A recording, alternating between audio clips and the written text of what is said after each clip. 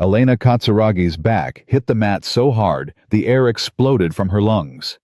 26 black belts watched their sensei 9th-Dan master $3 billion CEO sprawled on the ground like a white belt on day one.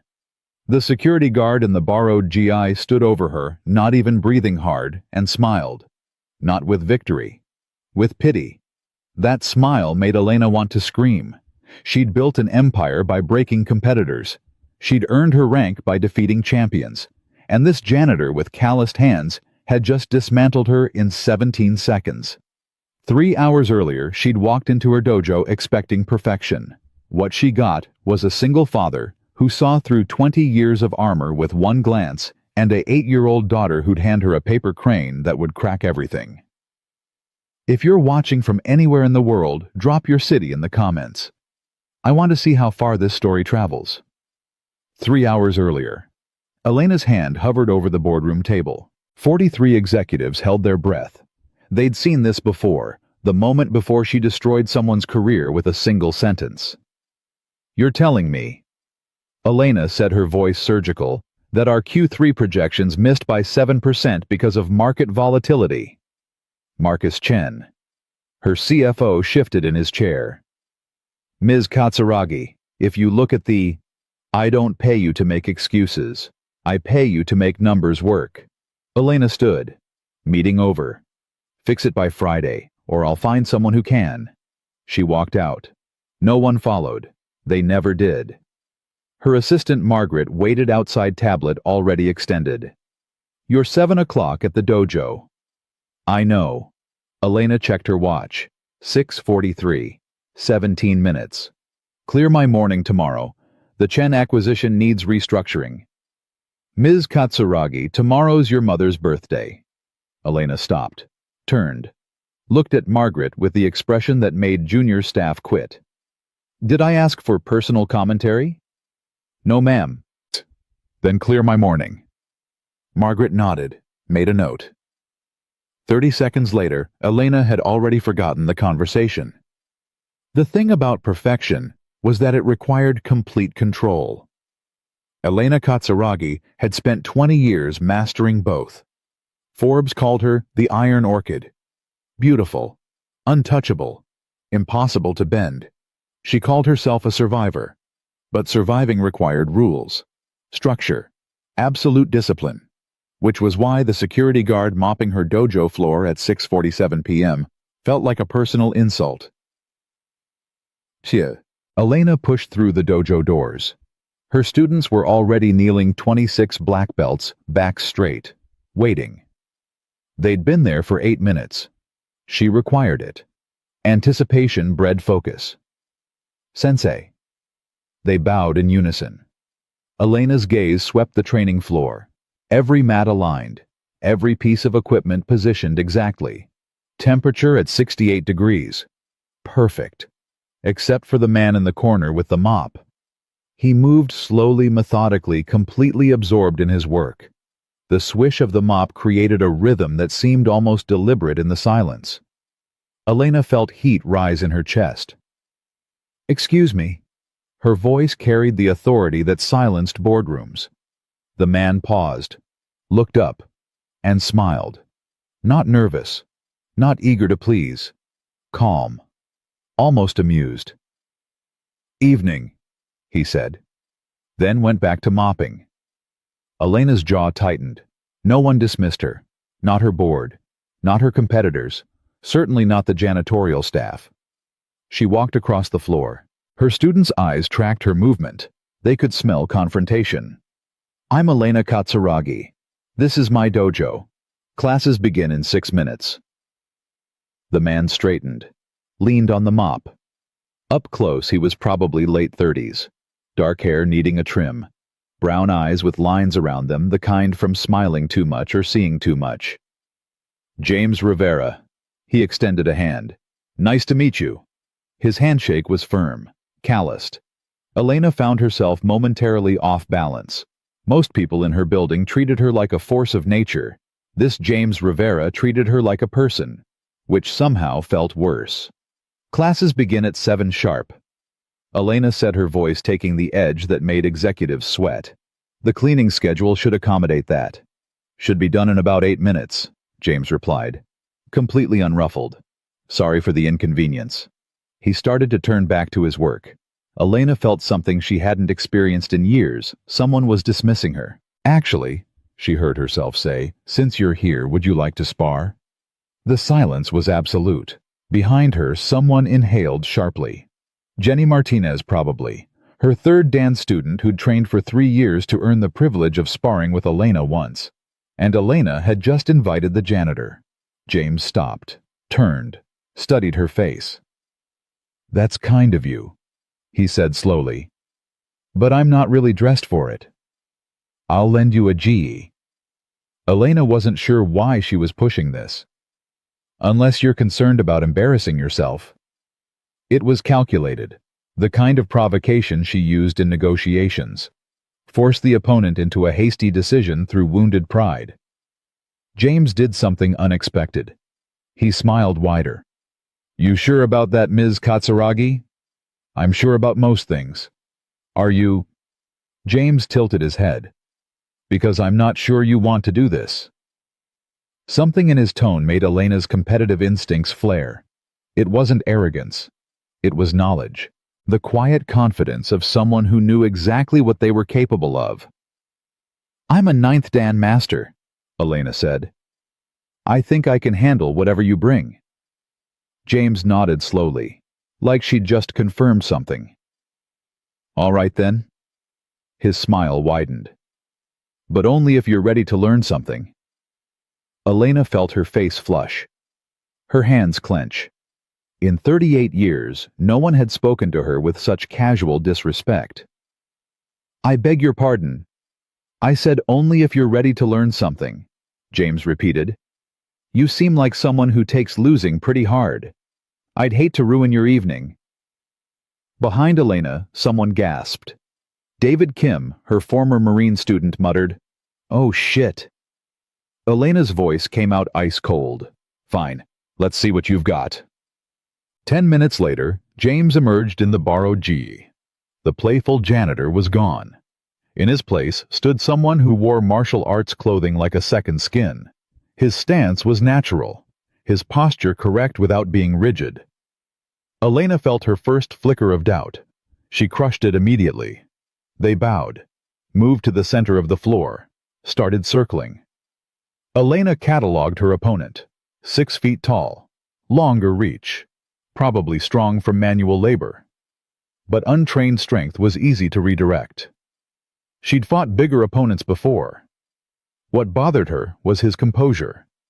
No nervous energy, no aggressive posturing, just presence. She decided to test him with basic technique. Elena stepped in diagonal, reaching for his wrist. Standard entry. She'd done it 10,000 times. Should be simple: redirect his balance, take him down. James's wrist wasn't there. He'd moved with her, matching her timing so precisely her technique found only air. Not a block, not a counter, just flow. Elena reset, tried again. Different angle, same result. Interesting style, she said, circling left. Where'd you train? Here and there. James kept his attention on her center. You're very good. Technical precision is excellent. The compliment felt qualified. Like her technique was impressive, but incomplete. Elena increased pressure. She launched a series of complex attacks testing different rhythms. James responded with minimal movement. Never more than necessary. Never wasted motion. He wasn't fighting, he was dancing. After 5 minutes, Elena was breathing hard. Not from exertion, from mounting frustration. Planning to actually spar? She asked, voice-edged. Or just avoid me all evening? James's smile returned. For the first time, he initiated movement. Simple grab for her wrist. Basic. Elementary. Elena moved to deflect with standard technique, confident his amateur approach would finally give her an opening. What happened next would replay in her mind for weeks. James's grab was a feint, perfectly timed, so her defense put her exactly where he wanted. As she moved to counter, he continued his motion, blending with her technique, until suddenly She was the one being redirected. Her balance shifted. Center of gravity moving wrong. She tried to recover. James was already there, hands providing just enough pressure to keep her momentum flowing. Elena hit the mat. Hard. She rolled to her feet, instinct taking over. But her mind was reeling. The dojo was silent. 26 black belts stared at their invincible sensei who'd just been thrown by a janitor. How? Elena's voice came out hoarse. You telegraph intentions half a second before you move, James said matter-of-factly. You rely on technique instead of intuition. Very pretty form. All surface level. The words hit like a physical blow. That's impossible. I've trained for 20 years. I've competed internationally. I believe it, James interrupted. Your technical knowledge is impressive, but you fight like someone who learned from books, not experience. I've had thousands of hours with world-class instructors. Against other students following the same rules, James observed. When's the last time you fought someone who didn't know they were supposed to lose? Elena opened her mouth, closed it. She couldn't answer. In her dojo, she was authority. Students came to learn, not defeat. In competitions, opponents knew her reputation and beat themselves before matches started. When was the last time she'd faced someone with no reason to defer to her? Again, Elena said.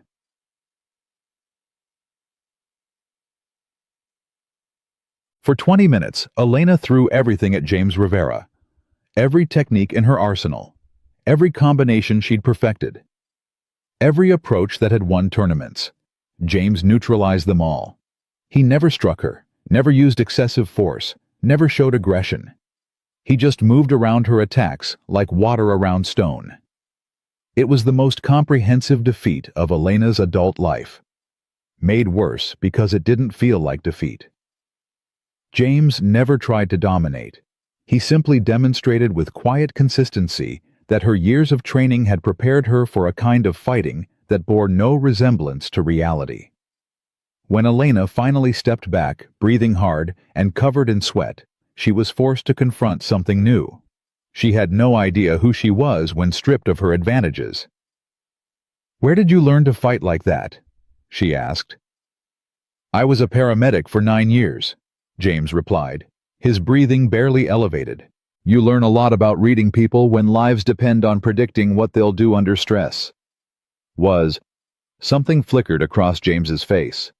Shadow of carefully buried pain. Career ended 3 years ago. Medical discharge. Before Elena could ask more, a small voice interrupted. "Dad, are you done playing with the lady?" Elena turned. A girl, maybe 8, stood near the entrance. Dark hair in ponytails. James's same calm eyes. School backpack. Folded paper in her hands. "Almost Lily," James called. "Give me just a minute." The girl nodded, settled onto a bench, pulled out a sketch pad, and started drawing with intense focus. "Your daughter?" Elena asked. "Yeah." James's entire demeanor softened. "Lily. She comes after school while I finish work. Hope that's okay." Elena found herself nodding. The dojo had strict policies about children, but something about the quiet girl sketching felt right. "She's welcome," Elena heard herself say. James's smile returned. Different now, warmer. The smile of a father whose child had just been accepted. "Thank you. That means a lot." They bowed. Session formally ended. "Same time next week?" James asked. Elena nodded before thinking. "Same time next week." After James changed and collected his daughter, Elena's students dispersed quickly. They sensed their sensei needed time to process. Elena stood in the center of her dojo, trying to understand what had just happened. She'd built her life on a premise superior skill applied with sufficient intensity overcame any obstacle. Her business success proved it. Her martial arts achievements confirmed it. James Rivera had just demonstrated her entire understanding was built on assumptions that crumbled under testing. As father and daughter prepared to leave, Lily approached with shy boldness. "I made this for you." She held out the folded paper. Elena accepted it. Felt her breath catch. An origami crane, perfectly formed from notebook paper. But what struck her wasn't the technical skill, it was the color. Bright yellow, like sunlight. "It's beautiful," Elena said. "Why yellow?" "Dad says yellow cranes are for people who forgot how to be happy." Lily replied with the wisdom of children who'd learned hard truths young. Giving someone a yellow crane means you want them to remember.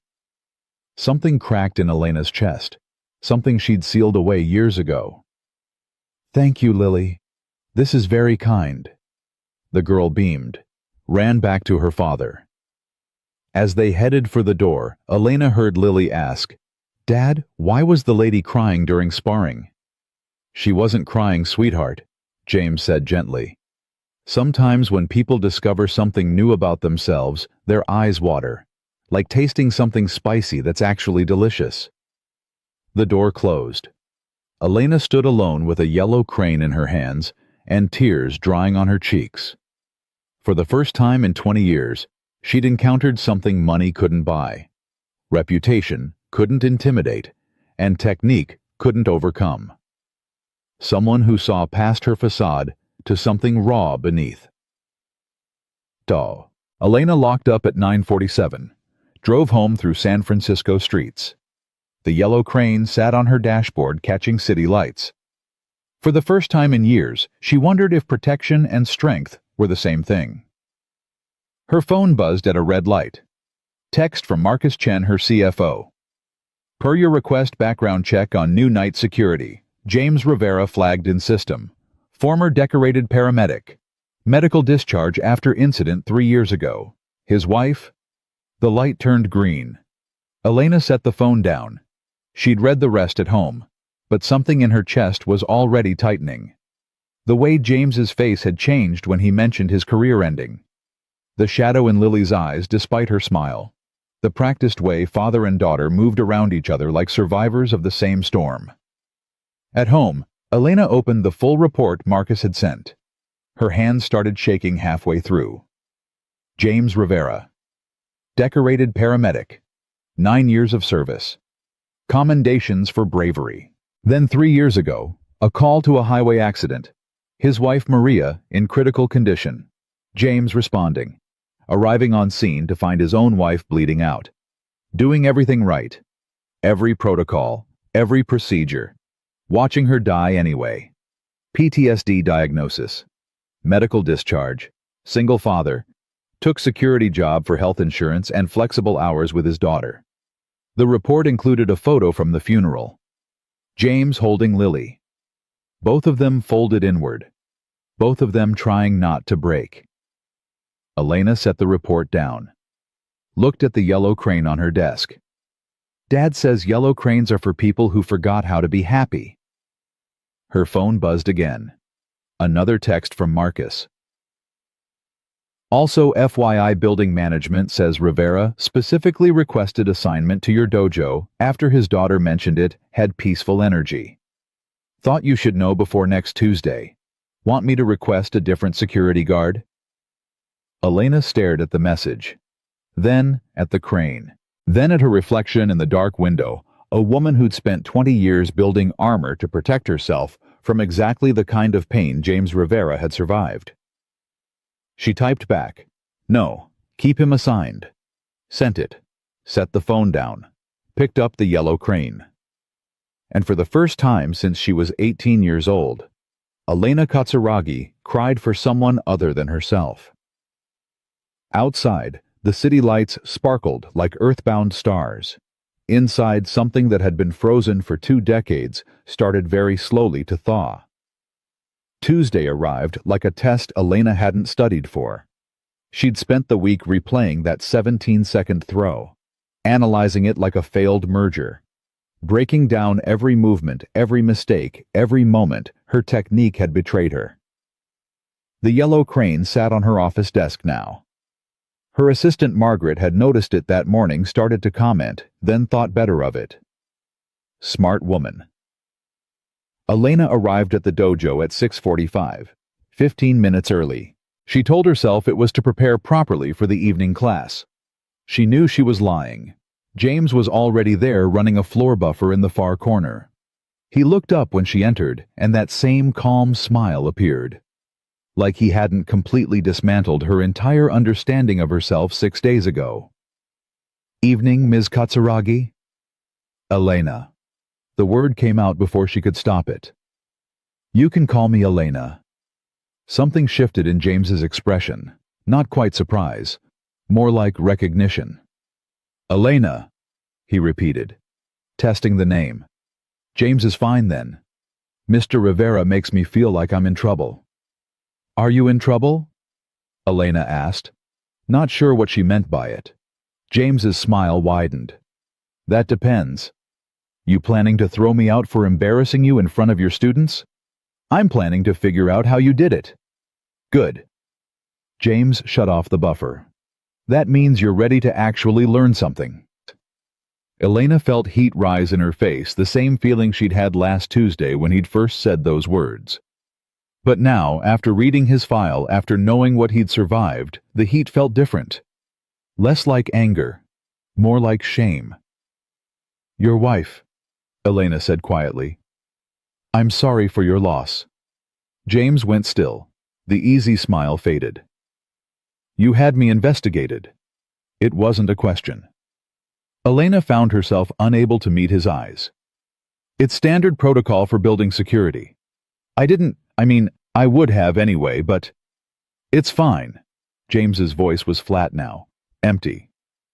"People always look eventually. What did you find?"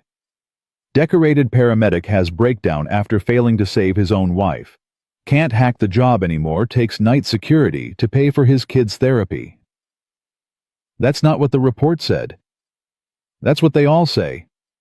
James turned back to his buffer. "Your students will be here soon. I'll finish up and get out of your way." Elena felt something twist in her chest. She'd spent 20 years reading people in boardrooms, learning exactly which words would cut deepest, which pressure points would make them fold. This felt like accidentally using that skill on someone who didn't deserve it. "James." He stopped, didn't turn around. "The report said you did everything right," Elena continued. "Every protocol. Every procedure. It said the trauma surgeon who reviewed your work testified that no one could have saved her. Not with those injuries. Not in that time frame." James's shoulders tightened. "And I'm guessing," Elena added softly, "that knowing you did everything right doesn't make it hurt any less." The silence stretched between them. Elena waited. She was good at waiting. It was a negotiation tactic. But this felt different. This felt like giving someone space to breathe. Finally, James turned around. His eyes were red-rimmed but dry. "No," he said. "It doesn't." Before Elena could respond, the dojo door opened. Lily came in backpack, bouncing sketchpad clutched to her chest. She saw her father's face and went immediately still. "Dad." "I'm okay, sweetheart." James's voice shifted instantly softer, warmer. The tone of someone who'd learned to protect a child from his own pain. "Just talking with Ms. Katsuragi about work stuff." Lily looked at Elena with those two old eyes. Assessing. Deciding. "Were you mean to my dad?" "Lily," James started. "It's okay." Elena interrupted. She crouched down to Lily's eye level. "I asked your dad a question that hurt to answer. I shouldn't have done that. I'm sorry." Lily considered this, then nodded. "Dad says sorry is only good if you mean it." "I mean it." "Okay then." Lily turned to James. "Can I show her my new crane, the one with the stars?" James glanced at Elena silently, asking permission. "I'd like to see it," Elena said. Lily beamed, dropped her backpack and dug through it with the chaotic efficiency of 8-year-olds everywhere. She produced a crane folded from dark blue paper covered in tiny silver stars. "It's a night crane," Lily explained. "For people who are afraid of the dark but trying to be brave anyway." Elena took the delicate creation, feeling its weight in her palm. The folds were more complex than the yellow crane. This one had layered wings, dimensional texture. Did you design this yourself?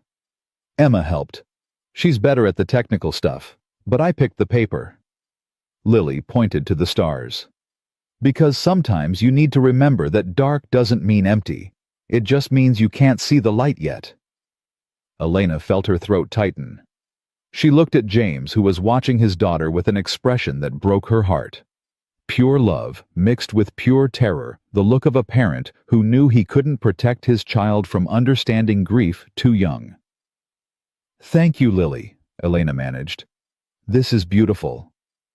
You can keep it, Lily said. I make lots. Dad says it's good to give them away, because that way the happiness spreads. Elena's students started arriving then, and Lily retreated to her usual bench. James finished his cleaning and disappeared into the equipment room. The class proceeded normally, warm-ups, basic techniques, partner drills. But Elena couldn't shake the feeling that something had shifted. When class ended and students filtered out, James emerged to collect Lily. He paused near Elena. Next Tuesday, he said. If you actually want to learn, not just analyze, come early. 6:30, just us. Why? Because you can't learn to fight real when you're performing for an audience. James glanced toward the door where Lily waited. And because I think maybe you need to remember the same thing my daughter's trying to teach you. What's that? That being broken doesn't mean being finished. He left before Elena could respond. She stood alone in the dojo holding a night crane covered in stars, wondering when exactly she'd lost control of this situation. The next Tuesday, Elena arrived at 6:25. James was already there in his GI this time, stretching in the center of the floor. No mop, no buffer, just a man preparing to train. You're early, he observed. So are you. I asked you to come early. That means I show up earlier. James straightened. You ready? For what? To stop thinking and start feeling. Elena felt her defenses rise. I don't. You think, James interrupted. All the time, every second. You're thinking right now, analyzing my posture, calculating advantages, running through techniques in your head. I can see it in your eyes. That's called strategy. That's called fear. James moved to the center of the mat. Real fighting happens too fast for thinking. You need instinct, intuition, the kind of knowing that lives in your body, not your brain. And you're going to teach me that in an hour? I'm going to teach you how to start. James gestured for her to join him. Close your eyes. Elena hesitated. Trust me, James added. Or don't. But if you don't, we're wasting time. Elena closed her eyes. Now breathe, James said. Don't control it, just notice it. This is meditation. I've done meditation. Have you, or have you performed meditation while thinking about your schedule? Elena's jaw tightened, but she kept her eyes closed, focused on her breathing. In, out, in, out. Good, James said. His voice came from her left now. Now I'm going to attack you, slowly. I want you to respond without thinking. Just move. That's not how... Elena. James's voice was gentle. Stop knowing. Start feeling. She felt him move, sensed his approach before she heard it. Her body shifted instinctively, hands rising, weight adjusting.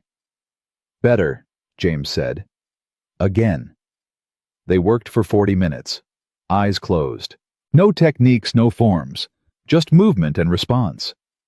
Elena found herself frustrated at first. Her mind kept trying to categorize, analyze, plan. But gradually, something shifted. Her body started responding before her brain caught up.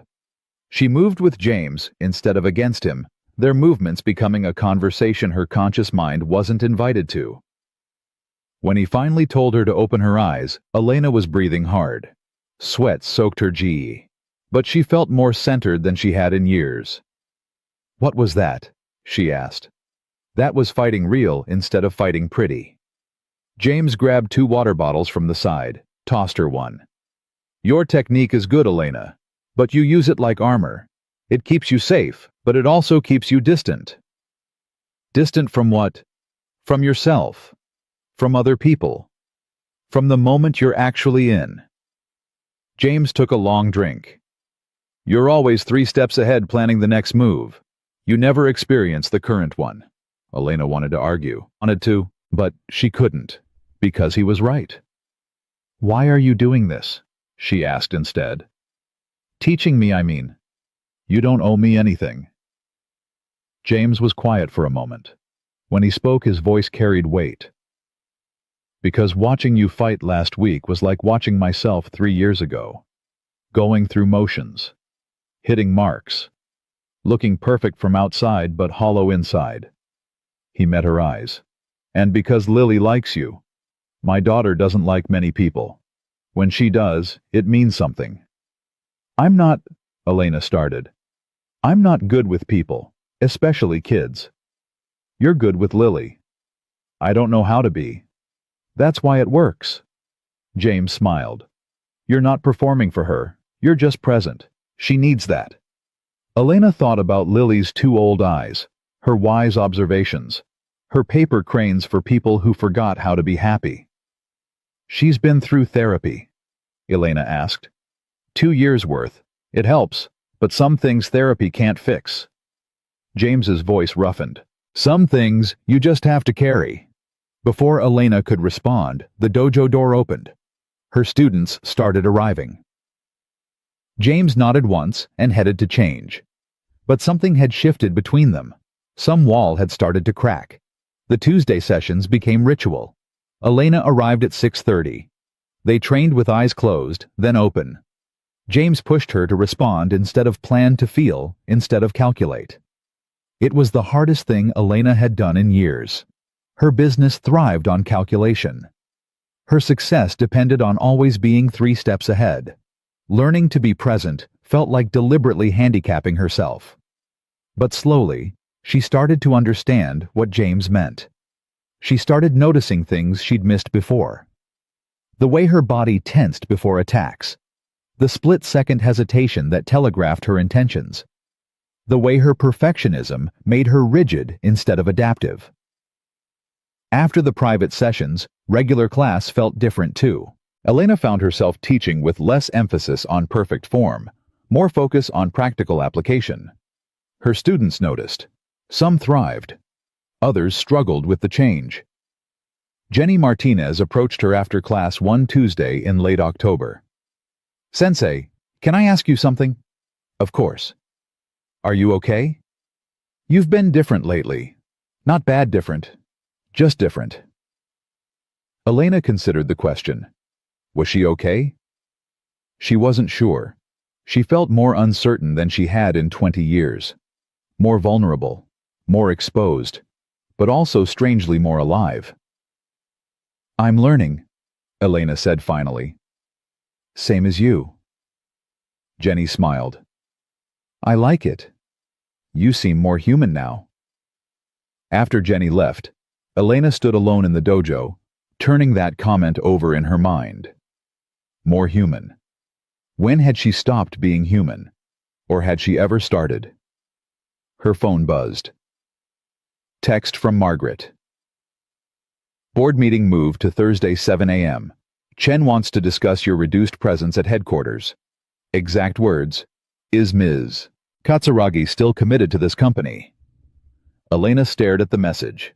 She'd been leaving work early on Tuesdays, skipping morning meetings to think, turning down networking events that used to be non-negotiable. The old Elena would have panicked, would have worked twice as hard to prove her commitment, would have sacrificed anything to maintain her position. The new Elena, whoever she was becoming, just felt tired. She texted back, "Tell Chen I'll address the board Thursday. And Margaret. Thank you for the heads up." The response came immediately. Always. Also, your mother called again about her birthday. I know you said to screen calls, but she sounded upset. Elena closed her eyes. Counted to 10. Her mother. Another relationship she'd let calcify into obligation. She typed, "Give me her number, I'll call tomorrow." 3 dots appeared. Then, "Boss, I've had her number in your contacts for 5 years. Elena almost smiled. Right. Thank you, Margaret. Are you sure you're okay? No, but I'm working on it. She sent the message before she could reconsider. November brought rain and the first real test of whatever was developing between her and James. The Pacific Northwest Martial Arts Association announced their annual demonstration. Masters from across the region would showcase their skills. Elena had participated every year for the past decade. It was networking, reputation-building proof of continued excellence. But this year, the thought of performing made her stomach tight. You should go, James said when she mentioned it during their private session. It's good exposure. I don't need exposure. I need... Elena stopped. What? I don't know. She sat down on the mat, suddenly exhausted.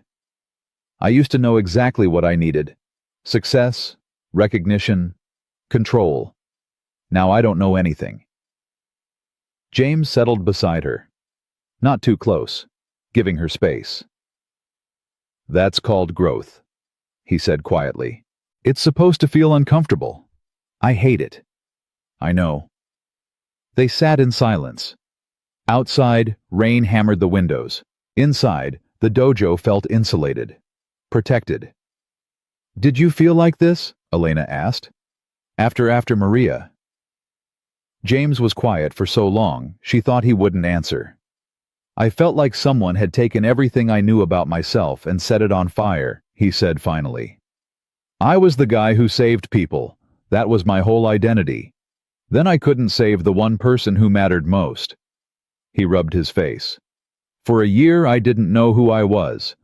I was just Lily's dad. That was all I could handle. What changed? Lily. She started asking questions I couldn't answer. Like why we stopped doing things that made us happy. Why we never talked about Mom. Why everything felt so heavy all the time. James's voice cracked slightly. And I realized I was teaching her to survive instead of live. I didn't want that for her. Elena thought about the paper cranes. The wisdom in Lily's eyes. The way she spread happiness deliberately, like someone who'd learned its value through absence. She's remarkable, Elena said. She is, but she shouldn't have to be. James turned to look at her. Kids are supposed to be kids, not tiny therapists for broken parents. You're not broken. Neither are you, but we're both cracked. And maybe that's okay. Maybe that's how the light gets in. Elena wanted to argue, to insist she was fine, successful, in control. Instead she said, I don't know how to do this. Do what? Be uncertain. Be vulnerable. Be anything other than perfect.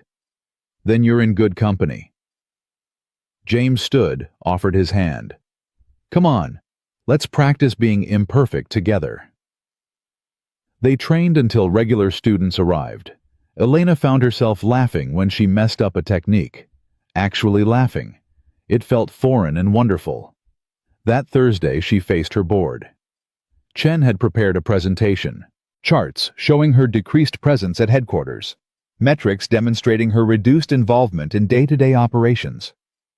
Implications that perhaps it was time to consider transition planning. The old Elena would have destroyed him. Would have used every political weapon in her arsenal to remind the board exactly who built this company. The new Elena just listened. When Chen finished, she stood. Marcus is right, she said. I've been less present lately. I've been prioritizing other commitments on Tuesday evenings. I've been turning down opportunities that don't align with my values. She looked around the table at 43 executives who'd learned to fear her moods. And I'm going to continue doing so. The room went silent. This company will survive without me micromanaging every decision, Elena continued. In fact, it'll probably thrive. We've built good systems. We have talented people. My job is to provide vision and direction, not to be involved in every operational detail. But Ms. Katsuragi, Chen started. I'm not retiring Marcus. I'm reprioritizing. There's a difference. Elena gathered her materials. If the board has concerns about my leadership, we can discuss succession planning. But I'm not apologizing for having a life outside this boardroom. She walked out before anyone could respond. Her hands didn't start shaking until she reached her car. Margaret called immediately. The board is in chaos. Chen's demanding emergency sessions. What do you want me to do? Nothing. Let them sit with it. Boss, they could vote to remove me, I know. Elena started the car. And if they do, I'll survive. I've survived worse. She hung up. Drove to the dojo. It was only 2 p.m. hours before class, but she needed the space, the calm. James was there replacing light fixtures. He looked surprised when she entered. Everything okay? I think I just committed career suicide. She told him about the board meeting, about walking out, about possibly losing everything she'd built. James listened without interrupting. When she finished, he set down his tools. How do you feel? Elena expected to feel terrified. Instead, she felt light. Free, she admitted. Is that crazy? No, that's honest. James smiled. Sometimes the cages we build for ourselves are harder to escape than the ones other people build for us. What if they fire me? Then you'll figure out what comes next. That's what people do. I don't know how to be anything other than CEO. Sure you do. You're already being it. James gestured around the dojo. You're a teacher, a student, a person who makes my daughter smile. Those are real things, Elena. Maybe more real than any corporate title. Elena sat down on the mat. Let herself feel the weight of uncertainty.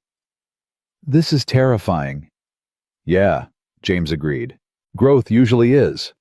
They sat together until Lily arrived from school. She took one look at Elena's face and immediately pulled out her sketch pad. 20 minutes later, she presented Elena with a drawing. 2 figures sitting side by side. One holding a briefcase. One holding a mop. Both looking at stars. This is for when you're scared of changing, Lily explained. It reminds you that different jobs can look at the same beautiful things. Elena felt tears prick her eyes. Thank you, Lily. You're welcome. Lily climbed onto the mat beside her.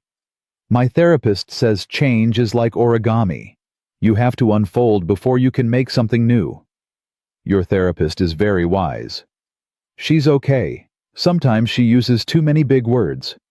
Lily leaned against Elena's shoulder with the casual trust of children who'd decided you were safe.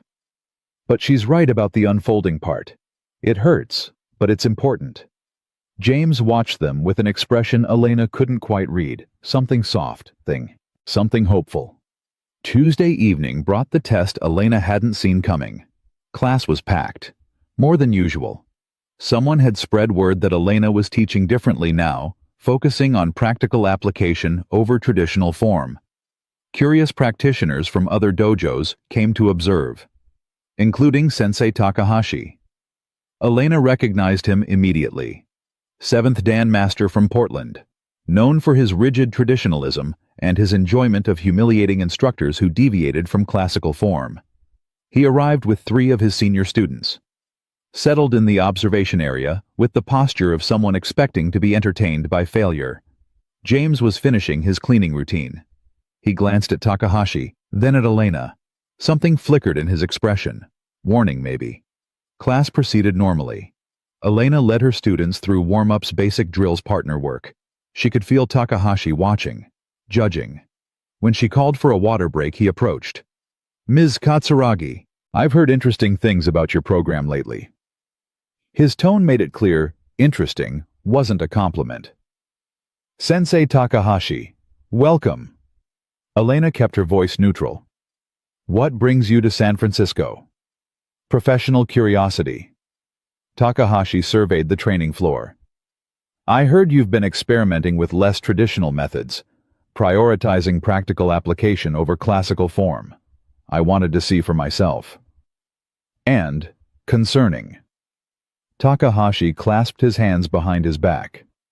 The forms exist for reasons, Ms. Katsuragi. Abandoning them for the sake of novelty does a disservice to our art. Elena felt her defenses rise. The old instinct to prove herself to demonstrate superiority. Then she remembered James's words. You use technique like armor. I'm not abandoning form, she said carefully. I'm contextualizing it, helping students understand the why behind the how. By bringing in untrained amateurs. Takahashi nodded toward James, who'd stopped cleaning and was watching the conversation with wary eyes. I've heard you've been sparring with your maintenance staff. Is that true? The dojo went silent. All her students stopped drinking, stopped talking, just listened. Elena's jaw tightened. James has extensive training. He's been invaluable in helping me develop more responsive. James Takahashi looked at James directly for the first time. You work here?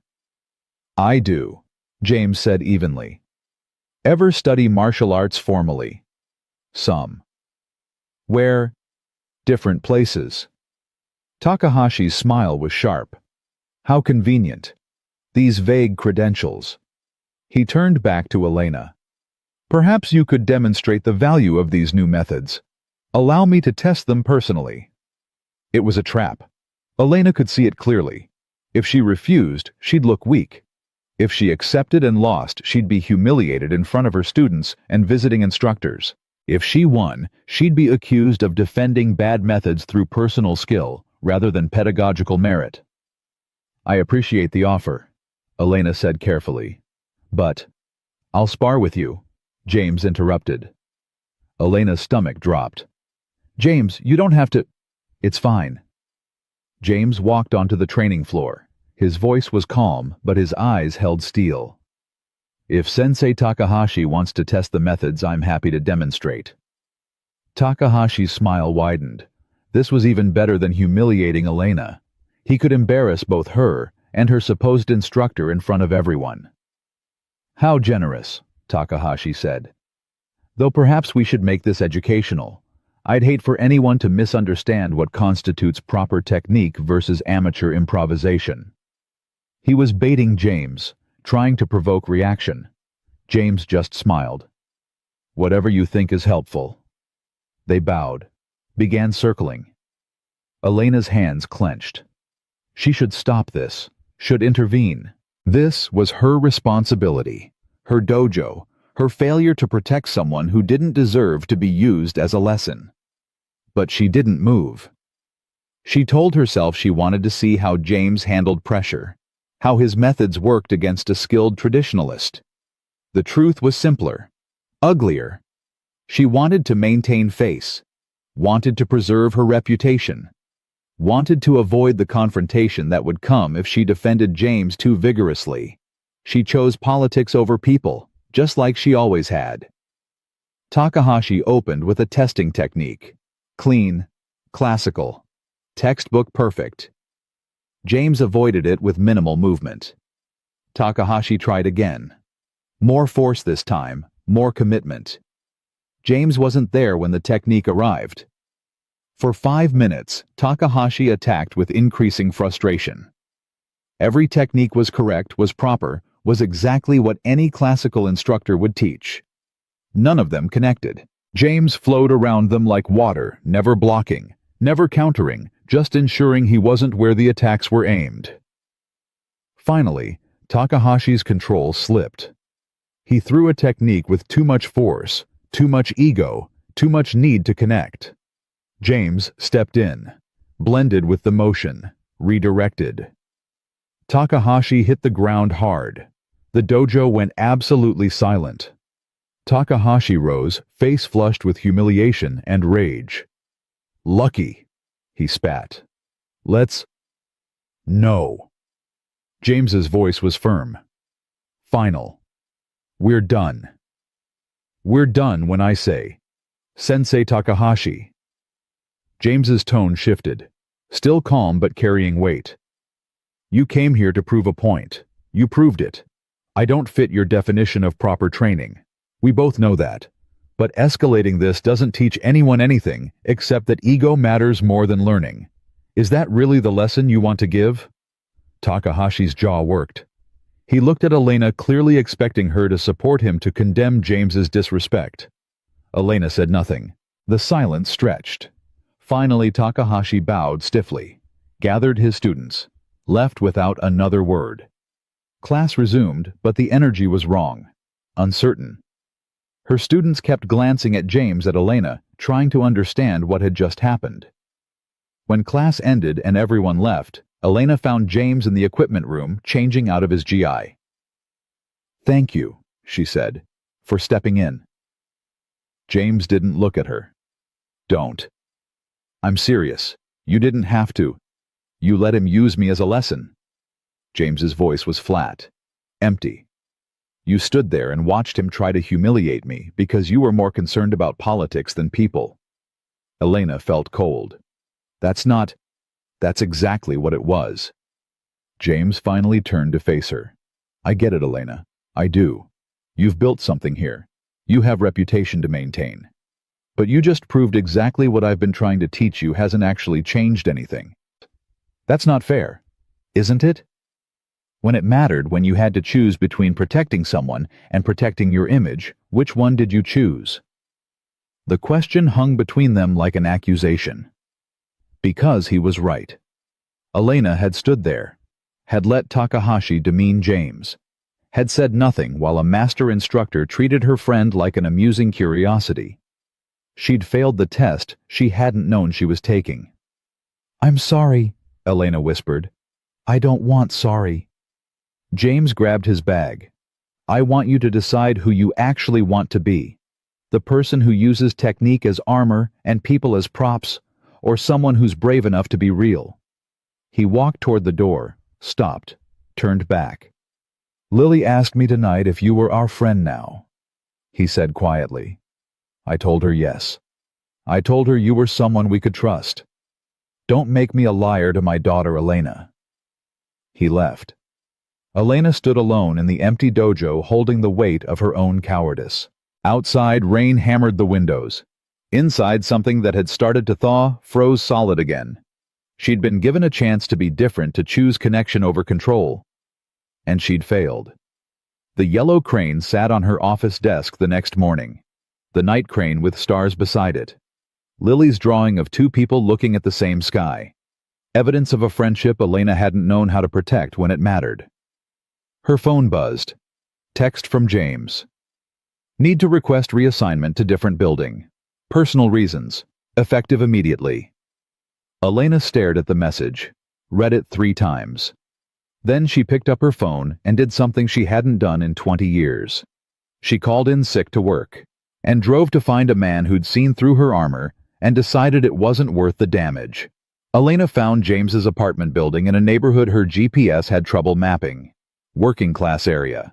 The kind where people parked old trucks on lawns and kids played basketball in alleys. Her Lexus looked obscene here. She sat in the car for 10 minutes. Engine off.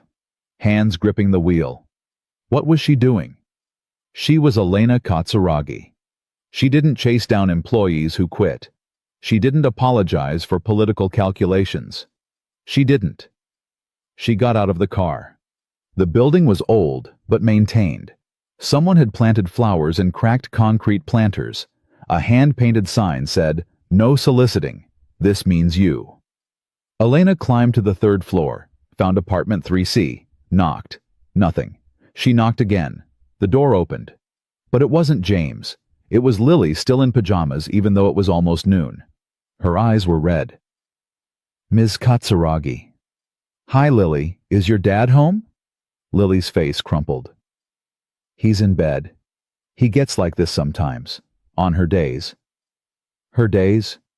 Mom's days, when she died, or got sick, or they got married. Dad says there's too many days to remember, and it makes everything hard. Lily wiped her nose with her sleeve. "I'm supposed to go to Emma's house, but Dad forgot to set his alarm, and I don't want to leave him alone when he's sad." Elena felt something crack in her chest. "Can I come in?" Lily hesitated, then nodded. The apartment was small, clean, but cluttered with the kind of comfortable chaos that comes from actually living somewhere. Art supplies covered the kitchen table. Lily's drawings taped to walls. Photos everywhere, a woman with James's eyes and Lily's smile. Maria. "Wait here," Lily whispered. She disappeared down a short hallway. Elena heard muffled voices. Lily's high and worried. James's low and rough. Then James emerged. He looked terrible, unshaven, hollow-eyed, wearing sweatpants and a faded EMT shirt that had seen better days. "What are you doing here?" His voice was flat. "I came to apologize." "You already did that." "No, I said sorry, that's different." Elena took a breath. "I stood there and let Takahashi use you as entertainment. I chose reputation over integrity. I chose comfort over courage.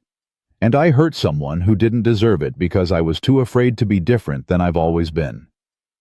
James just looked at her, exhausted, empty. "3 years ago today," he said finally.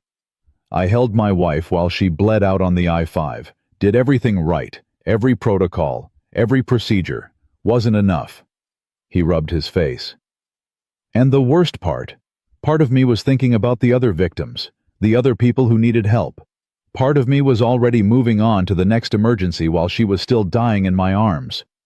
"James, you asked me once why I left paramedicine. That's why.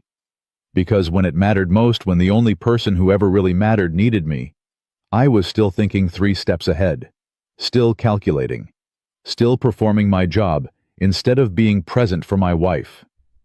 His voice cracked. "So yeah, Elena, I get it. I get choosing performance over presence. I get being so afraid of failing that you fail anyway. I wrote the goddamn manual." Elena felt tears on her face. "I don't know how to be different." "Neither did I. Still don't most days." James sank onto the couch. "But Lily needs me to try. So I keep trying." "What if I want to try?" "Then you try. But not for me. Not for us. For yourself." James looked at her with those exhausted brown eyes. "You can't fix yourself by fixing someone else, Elena. That's not how it works." Lily appeared in the hallway. She'd changed into regular clothes. "Dad, I'm going to Emma's. Her mom's outside." "Lily, I'm sorry I forgot to—" "It's okay, I called her myself." Lily walked over, kissed James's cheek. Then she looked at Elena. "Are you here to make my dad more sad?" "No." Elena managed. "I'm here to try to make things better." "Okay. But if you make him more sad, I'm going to be very mad at you." Lily grabbed her backpack, paused at the door. "Dad, remember what Dr. Sarah says. The sad days don't last forever." "I remember, sweetheart." After Lily left, silence filled the apartment. Elena stood awkwardly. James sat motionless. 2 broken people in a small room, with too much history between them. "I read about the accident," Elena said quietly. "The full report. It wasn't your fault." "That's what everyone says. It's what the evidence says. Evidence doesn't know what it was like. Evidence doesn't know I was thinking about triage protocols while my wife was asking me to tell Lily she loved her." James's hands clenched. "Evidence doesn't know I stayed professional until the moment she stopped breathing, and then I—" He stopped. Couldn't finish. Elena sat down beside him. Not too close, giving him space. "I don't know what to say," she admitted. "Most people don't. They usually go with, 'she's in a better place,' or 'time heals all wounds,' or some other bullshit platitude that makes them feel like they helped. Does time heal? Time makes it quieter. That's not the same as healing." James leaned back, stared at the ceiling. "You want to know the real kick in the teeth I'm good at living without her now? I've learned routines, coping mechanisms, ways to be Lily's dad without falling apart every 5 minutes. And that feels like betrayal. Like I'm getting on with life while Maria's just gone." Elena thought about her own life. The walls she'd built, the emotions she'd locked away because feeling them was too dangerous. "I think I've been dead for 20 years, she heard herself say. Not literally, just not alive. Going through motions, hitting marks, looking successful from outside, but empty inside." James turned to look at her. "And then you and Lily showed up and suddenly, I'm feeling things I haven't felt since—" Elena stopped, realized what she was about to say, said it anyway. "Since my father told me emotions were weakness and success required sacrifice." "What did you sacrifice?" "Everything." The word came out broken. "Friendships, relationships, joy, the ability to be anything other than perfect." Elena wiped her face. "I'm 38 years old, and I don't know who I am without my company title and my martial arts rank. I don't know what I like, what makes me happy, what I want from life beyond winning." "That's terrifying," James said. "Yes." "Also brave, admitting it." Elena laughed bitterly. "I'm not brave. I'm a coward who let someone humiliate you because I was afraid of looking weak." "You're human. Humans are cowards sometimes. That's different than being a coward all the time." James was quiet for a moment. "You know what Lily said to me last night, after we got home." "What?" "She said, Ms. Katsuragi looked scared when that mean man was talking, like she wanted to help but didn't know how." James's voice softened. "My 8-year-old daughter saw what I was too angry to see. You weren't choosing politics over people. You were frozen.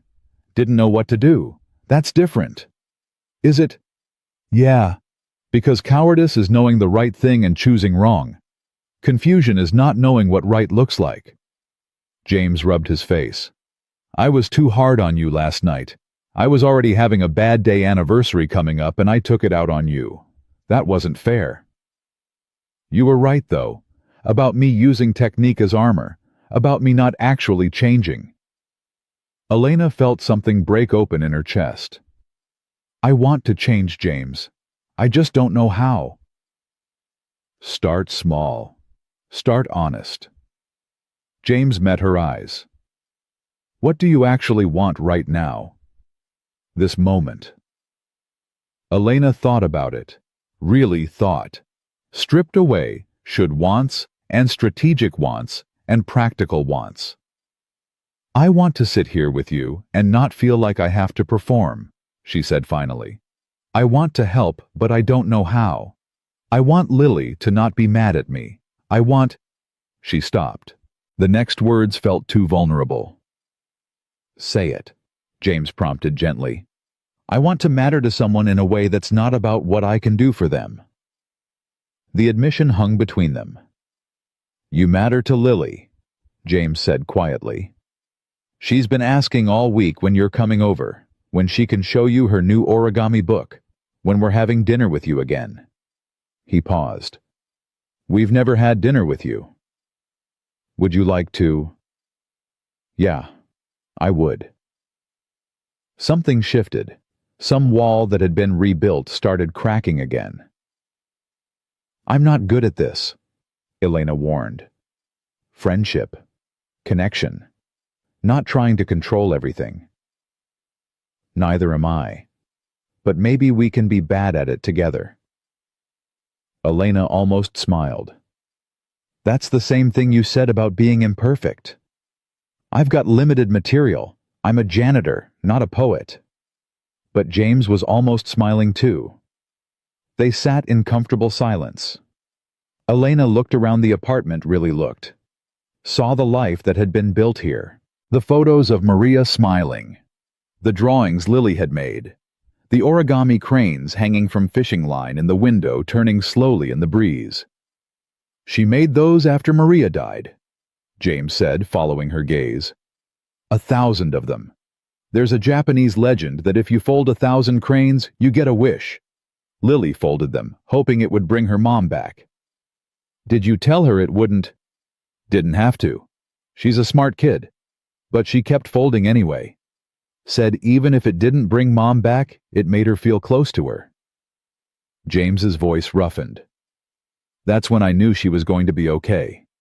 When she figured out how to carry grief without letting it destroy her. How old was she? 5. Just turned 6. James wiped his eyes. No kid should be that wise that young. Elena thought about Lily's observations. Her paper cranes for people who forgot how to be happy. Her drawings that captured emotional truth. She's teaching me things I should have learned decades ago, Elena admitted. She does that. Teaches without trying to.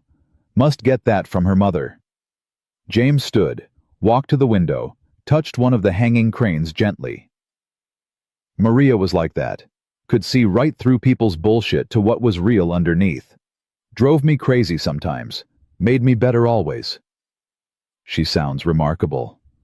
She was. And I failed her. James said it flatly. Matter of fact. Like stating weather conditions. You didn't. Elena, I know you're trying to help, but you weren't there. You don't know. His voice broke. You don't know what it's like to hold someone you love while they die, and know that even if you did everything right, it wasn't enough. You don't know what it's like to see their last breath, and know that every breath after that is one they don't get. Elena stood, walked to the window beside him. You're right. I don't know. She touched a crane. It spun slowly. But I know what it's like to build a fortress so strong that nothing can get in, including joy. Including connection, including the very things that make life worth living. James looked at her. I spent 20 years making myself untouchable, Elena continued. Invulnerable, perfect, and I was so busy being invincible that I forgot to be alive. She turned to face him. You lost someone you love. I lost myself. I'm not saying they're the same, but maybe we're both trying to figure out how to exist in the wreckage. James was quiet for a long time. You're more insightful than you pretend to be, he said finally. Years of therapy I refused to acknowledge was helping. James laughed. Actually laughed. Jesus, we're a pair, aren't we? The worst, Elena agreed. Should probably come with warning labels. They stood at the window, watching cranes turn. Outside, the city moved at its usual pace. Inside, something was shifting, some weight being redistributed. I don't want you to leave, Elena said quietly. The dojo. Tuesday nights, the whatever this is. Friendship, James supplied. It's called friendship. Right, that. Elena felt heat in her face. I'm bad at those. I've noticed, but you're trying. That counts. James moved away from the window. I can't come back yet, though, not until I figure some stuff out. Anniversary week is always hard, throws me off. Makes me...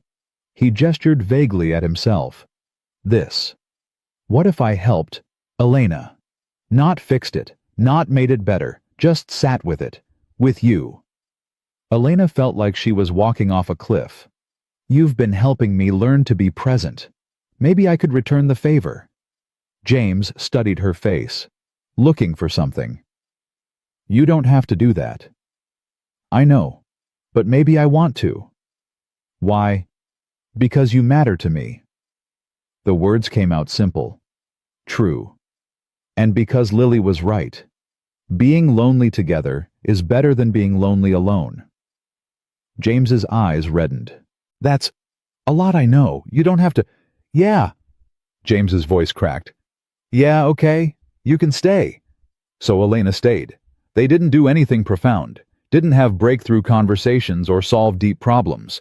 They just existed in the same space. James made coffee. Elena sat at the kitchen table covered in art supplies.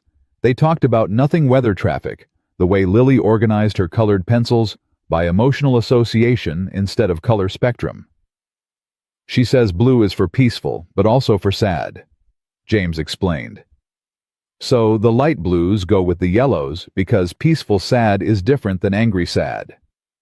That makes sense, actually. Does it? I stopped trying to understand her organizational system years ago. Around 2, Elena's phone started buzzing. Margaret calling, probably about the board. about Chen's power play, about everything Elena was ignoring. She sent it to voicemail. "You need to take that," James asked. "No, I need to be here." James looked at her for a long moment, then nodded. 3 o'clock brought Lily home. Emma's mom dropped her off. Lily burst through the door, saw Elena, and stopped. "You're still here." "I'm still here." "Are you and Dad friends again?" "We're working on it," James said. Lily studied them both, then she smiled. "Good, because I made something for both of you to share." She dug through her backpack, produced 2 cranes connected by a paper chain. One was silver, one was gold. "These are friendship cranes," Lily explained seriously. "You each keep one, but they're connected, so neither one can fly away without the other one knowing." Elena felt her throat tighten. "Lily, this is beautiful." "I know." Emma helped with the chain part. "It's really hard to do without ripping the paper." Lily handed the connected cranes to James. "Dad gets the gold one because gold is for brave, and Ms. Katsuragi gets the silver one because silver is for people learning to be brave." "What if I'm not brave yet?" Elena asked. "That's why it's silver. You're practicing."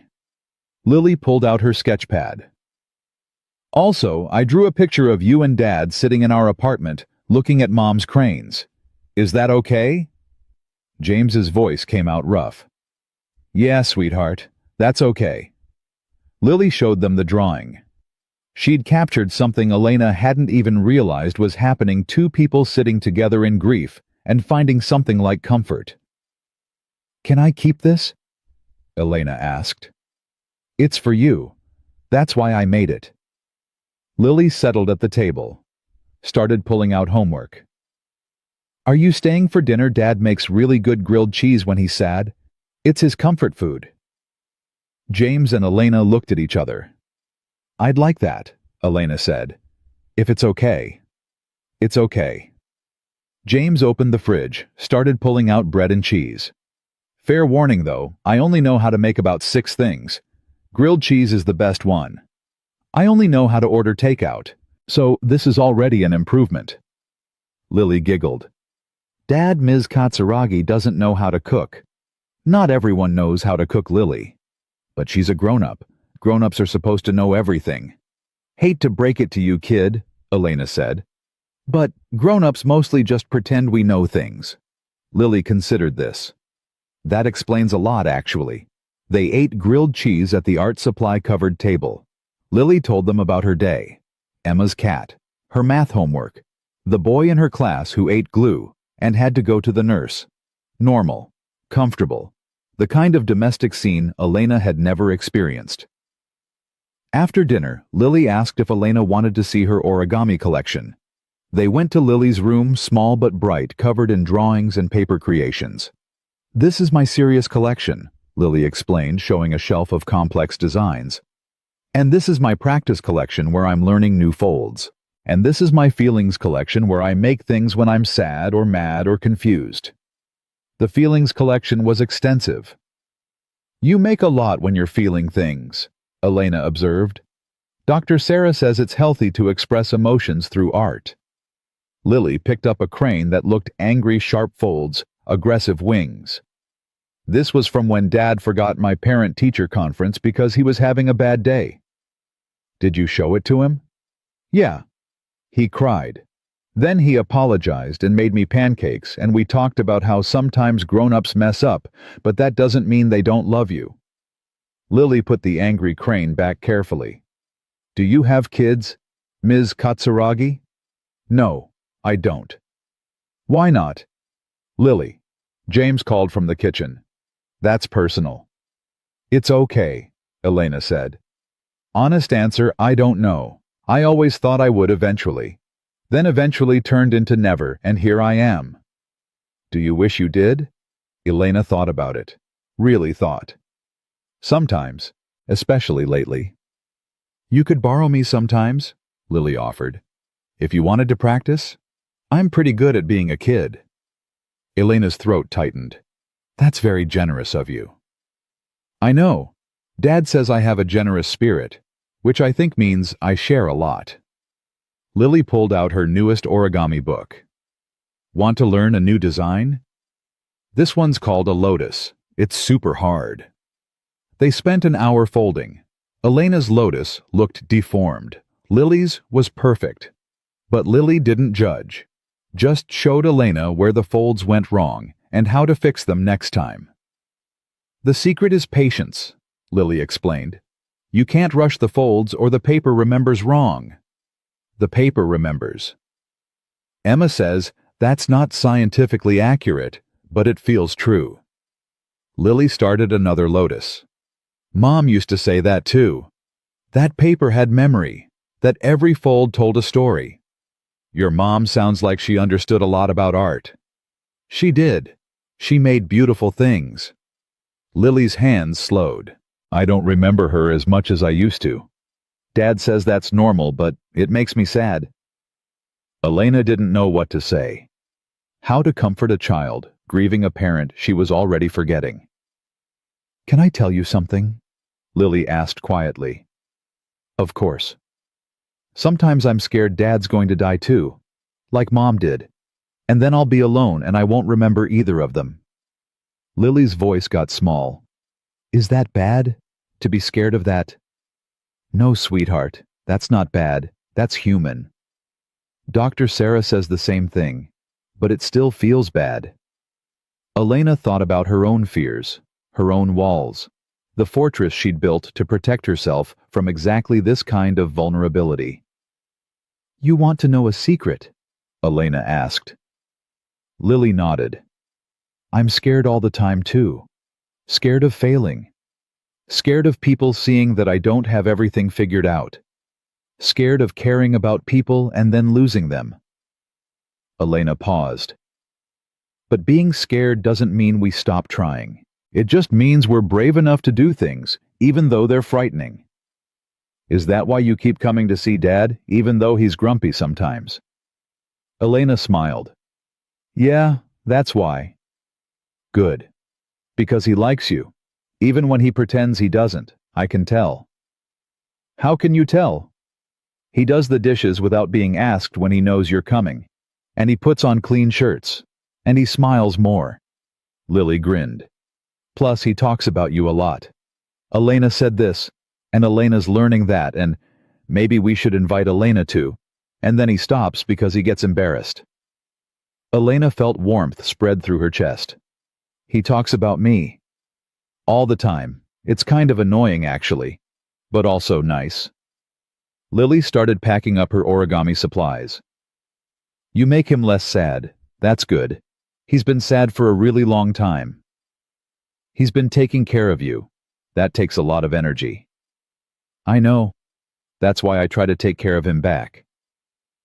Lily said it simply, matter of fact, like it was obvious. That's what families do. They take care of each other. Is that what Dr. Sarah says? No, that's what I say.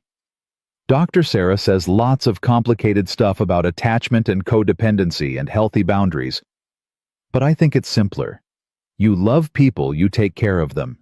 Even when it's hard. Elena felt something crack wider in her chest. This 8-year-old had understood something Elena had spent decades avoiding. When she came back to the kitchen, James was washing dishes. Clean shirt and everything, Elena observed quietly. James froze. She told you that? She tells me everything. You've raised a very perceptive child. I've raised a child who doesn't understand privacy. But James was smiling. Did she show you the angry crane? She did, along with her entire feelings collection. That collection grows weekly. I'm running out of shelf space. James dried his hands. Thank you. For talking to her. She doesn't open up to many people. She's remarkable. You should be proud. I am, terrified but proud. James leaned against the counter. She asked me yesterday if you were going to be her stepmom. Elena felt her heart stop. What did you tell her? That it doesn't work that way. That you and I are friends and friendships don't have labels like that. James paused. She said that was boring, and that adults make everything too complicated. She's not wrong. Never is. It's infuriating. James looked at her. Really looked. What are we doing, Elena? I don't know. Learning to be less broken. That's not a relationship goal they teach you in therapy. No, but it's honest. Elena moved closer. Is that enough? For now. James was quiet, then he nodded. Yeah, for now, that's enough. Elena's phone buzzed again. Margaret. She glanced at it. Saw 17 missed calls, texts from board members. Emergency meeting called for tomorrow morning. I have to go, Elena said reluctantly. Company stuff. Company implosion, more likely. Elena gathered her things. Chen's making his move. I told the board I was reprioritizing, and he's using it as evidence I'm not fit to lead. Are you going to fight him? I don't know. Elena looked at the silver crane Lily had given her. The old me would destroy him without hesitation. The new me wonders if maybe he's right. About you being unfit. About me needing to figure out what I actually want before I keep fighting for something I built out of fear. Elena turned to face him.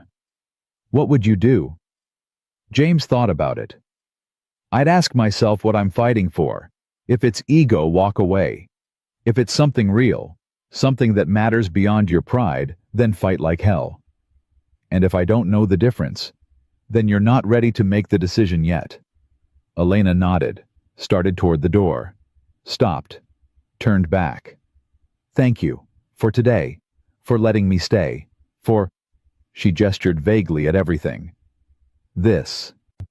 You're welcome, for whatever this is. Lily appeared in the hallway. Ms. Katsuragi, will you come back? Yes, I promise.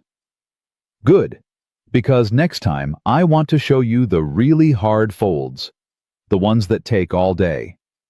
I'd like that. Driving home, Elena felt something shifting. The board meeting tomorrow would either destroy her career or force her to finally decide what she actually valued. Either way, something was ending. The question was, what would rise from the ashes? Her phone rang. Margaret. Elena answered. I know. Emergency board meeting. Chen wants my head. I'll be there. Boss. Margaret's voice was tense. It's worse than that. He's brought in external auditors, found inconsistencies in how you've been billing personal development time. The dojo classes the reduced hours. He's arguing it's misuse of company resources. Elena felt cold. I've never billed the company for the dojo. No, but you've been leaving work early, calling in sick, skipping events that could have generated business. He's framing it as dereliction of duty. That's insane. That's politics, and he's got the board scared. Stock's been volatile. Investors are nervous. One bad quarter and they're looking for blood. Elena pulled over, sat in her car breathing. This was it. The moment she'd been avoiding. Fight for the empire she'd built, or let it go and discover who she was without it. Set the meeting for 7 a.m., Elena said. And Margaret, thank you for everything. You're not going down without a fight, are you? I don't know yet, but I'm done running from the decision. She hung up, looked at the silver crane sitting on her passenger seat. You're learning to be brave, Lily had said. Time to find out if that was true. The board meeting would either break her or remake her. Elena drove home to prepare for war against Chen, against her own fears, against 20 years of performing instead of living. Whatever happened tomorrow, something would shatter. The only question was whether Elena Katsuragi would have the courage to let it. Elena didn't sleep. She sat at her dining table surrounded by 20 years of financial reports, performance reviews, board meeting minutes. Evidence of everything she'd built, everything she was about to lose or defend or walk away from. At 4 a.m., she gave up pretending, made coffee, looked at the cranes on her desk yellow, for forgotten happiness silver, for learning bravery, the connected pair that couldn't fly without the other knowing. Her phone buzzed. Text from James. Lily's worried about you. Says she had a dream you were sad. Are you okay? Elena stared at the message. When was the last time anyone had checked if she was okay? When was the last time she'd let anyone close enough to worry? She typed, "Big meeting today. Might lose everything." 3 dots appeared. Disappeared. Appeared again. You can't lose everything. You'll still have you. That's not nothing. Elena felt tears prick her eyes. She typed back, "What if I don't know who that is?" The response came immediately. "Then today you find out." At 6:30, Elena walked into the boardroom. 43 executives were already there. Chen sat at the far end, documents stacked in front of him. He looked confident, prepared. He looked like he was about to win. Margaret caught Elena's eye from near the door. Mouthed, "I'm sorry." Elena shook her head slightly. "Not your fault." The board chairman, Robert Fitzgerald, called the meeting to order. "Thank you all for coming on such short notice. We have serious concerns that need to be addressed regarding Ms. Katsuragi's recent performance and commitment to this company." "With all due respect, Robert," Elena said calmly, "this isn't about performance. It's about power. Let's be honest about what we're doing here." Chen leaned forward. "Performance and power are linked, Elena. You've been absent, distracted, making decisions based on personal priorities rather than corporate interests." "I've been reprioritizing," Elena corrected. "There's a difference." "Is there?" Chen opened his folder. "In the last 6 weeks you've left work early 12 times, called in sick twice, skipped 3 major networking events, declined 2 acquisition opportunities without proper analysis, and you've been spending company time on personal martial arts instruction. I've never billed the company for the dojo.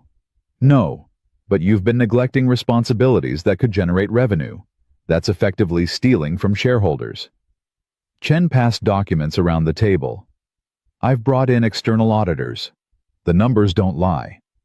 Elena looked at the documents, saw her reduced hours quantified, her missed meetings calculated, her changed priorities weaponized. The old Elena would have destroyed Chen's argument with surgical precision, would have turned every accusation into evidence of his own inadequacy, would have reminded the board exactly who built this empire and who was just riding her success. The new Elena looked at those numbers and felt exhausted. "You're right," she said quietly. The room went silent. "I'm sorry." Chen looked confused. "You're right. I have been distracted. I have been prioritizing things outside this company." Elena stood. "But I haven't been stealing. I've been learning to live." "That's not an excuse," Chen started. "It's not an excuse. It's a statement of fact." Elena walked to the windows, looked out at the city she'd conquered. "For 20 years, I've built this company by sacrificing everything else: relationships, joy, any semblance of a life beyond these walls. And I was good at it, great at it. But I was also dying inside so slowly I didn't even notice." "Elena," Robert began. "Let me finish."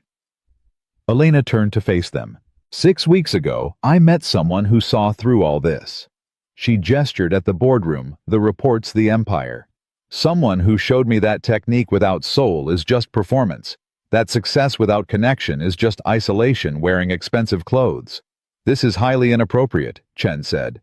"What's inappropriate is that none of you have ever asked me if I was okay," Elena shot back. "What's inappropriate is that I've worked 90-hour weeks for 2 decades, and the moment I try to have a life you call emergency meetings to remove me." "We're concerned about the company," Robert said carefully. Are you concerned about your own positions if I'm not here to make you rich?" Elena pulled out her phone, pulled up her text exchange with James, read it to the room. "A friend asked me this morning if I was okay. Do you know what he said when I told him I might lose everything?" The board stared at her. "He said, 'You can't lose everything. You'll still have you.'" Elena's voice cracked. "And I realized I don't even know who that is anymore. I've spent so long being CEO, Elena being sensei. Elena being perfect Elena that I forgot to be just Elena." This is very touching, Chen said, his voice dripping sarcasm. But we're here to discuss your fitness to lead, not your personal journey of self-discovery. They're the same thing, Marcus. Elena sat back down. I'm unfit to lead because I've been leading from fear instead of purpose, from ego instead of values, from a place of proving I'm worthy instead of actually being worthy. The room was silent. So here's what I'm proposing, Elena continued. I'm stepping back, not down, back. I'm taking a 6-month leave of absence. You can appoint an interim CEO, Marcus, if you want, though I'd recommend someone with actual leadership experience and not just political ambition. Chen's face flushed red. During that time, I'm going to figure out who I am without this title, what I actually value, what kind of leader I want to be if I come back. Elena looked around the table. And if the board decides you want someone different permanently, I'll accept that. But I won't be forced out through fear and manipulation. I'm choosing to step away with dignity. You can't just, Chen sputtered. I can. Check the bylaws. As founder and majority shareholder, I have the right to take extended leave for health reasons. And make no mistake, this is a health issue. My mental health has been deteriorating for years, and I've been too afraid to admit it. Robert cleared his throat. Elena, we appreciate your honesty, but this is highly unusual. Everything about me is unusual, Robert. That's why you hired me. That's why this company exists. Elena gathered her things. Margaret will coordinate the transition. I'll remain available for true emergencies, but effective immediately, I'm on leave. She walked toward the door. Elena, Robert called. What if the company falls apart without you? Elena stopped, turned. Then it wasn't built on solid foundation to begin with. And that's on me, not you. She paused. But I don't think it will. You're all smart, capable people. You just need to learn to function without me controlling everything. Consider this an opportunity. She left the boardroom. Heard the chaos erupt behind her as soon as the door closed. Margaret followed her to the elevator. Boss, what just happened? I jumped off a cliff. Elena pressed the button. No idea if there's water at the bottom or rocks. Are you okay? Elena thought about it. Felt the terror mixing with something that might be relief. Ask me in 6 months. The elevator doors closed. Elena rode down 43 floors, walked out of her building, got in her car, and had absolutely no idea where to go. She'd spent 20 years knowing exactly where she was supposed to be every moment of every day. Now she had nothing but time and no idea how to fill it. She drove without destination, found herself in James's neighborhood, parked outside his building. It was 8:30 a.m. He'd be at work. Lily would be at school. No one was home. Elena sat in her car and cried. Not polite tears, not controlled emotional release. Full-body sobbing that came from somewhere deep and broken and finally allowed to surface. She'd just walked away from everything she'd built, everything she was, and she had no idea if she'd made the bravest decision of her life or the stupidest. A knock on her window made her jump. James stood there in his work uniform holding 2 coffee cups. He gestured for her to roll down the window. "What are you doing here?" Elena managed. "Saw your car. Figured you might need coffee." James handed her a cup through the window. "Also figured you might need someone who understands what it's like to walk away from who you used to be." "How did you know?" "Lily told me you had a big meeting. You're here at 8:30 on a Wednesday morning crying in your car. Doesn't take a genius." James walked around to the passenger side. "Can I get in?" Elena unlocked the door. James settled into the passenger seat, sipped his coffee, didn't say anything, just sat with her while she cried. After a while, Elena's breathing steadied. "I quit," she said. "Did you?" "Took a leave of absence. 6 months. Might become permanent." "How do you feel?" "Terrified, relieved, completely unmoored." Elena wiped her face. "I have no idea what to do with myself." "That's normal. When you left paramedicine, what did you do?" After James was quiet for a moment. Honestly, I fell apart. Spent about 3 months drinking too much, sleeping too little, and scaring the hell out of Lily. Then her school counselor called to say my daughter was having panic attacks because she thought I was going to die like her mom did, and I realized I had to make a choice. What choice? Fall apart or fall together. I couldn't stop the falling. That was already happening, but I could choose whether I fell alone or brought Lily into it with me. James looked at her. I chose to fall in a direction where she could see I was okay, where I could show her that breaking doesn't mean finished, that you can rebuild from pieces. And did you rebuild? Still working on it. Some days are better than others, but I'm here. I'm present. I'm trying. James paused. That's all anyone can do. Elena thought about the board meeting, about Chen's face when she'd walked out, about the empire she'd just abandoned. What if I can't rebuild? What if there's nothing underneath all the performance? Then you start from nothing and build something real. James finished his coffee. But I don't think you're nothing, Elena. I think you're just so used to wearing armor that you forgot you have skin underneath. That's disgustingly poetic for 8:30 in the morning. I contain multitudes. James smiled. Come on. Let's get you out of this car. Sitting in parking lots crying is depressing. Where are we going? My apartment. I'm on late shift today. You can sit somewhere comfortable while you have your existential crisis. Elena almost laughed. That's very generous. I'm a generous guy. Ask my daughter. They went upstairs. Elena sat on the same couch where she'd sat 3 days ago. But everything felt different now. Lighter somehow. Or maybe just less certain. James made more coffee, put a blanket over her shoulders, sat in the chair across from her. Okay, he said. Tell me everything. So Elena did. She told him about Chen's accusations, about the auditors, about standing in front of the board and realizing she'd rather lose everything than keep performing. About walking out with no plan, no safety net, no idea what came next. James listened without interrupting. When she finished, he nodded slowly. You did the brave thing. The stupid thing. Same thing sometimes. James leaned forward. Elena, I've watched you for weeks now, seen you trying to change, trying to be different, trying to let people in. But you've been doing it while still holding on to the old life, still trying to be CEO and sensei and perfect. Today you let go. That's not stupid. That's evolution. Evolution feels terrible. Most growth does.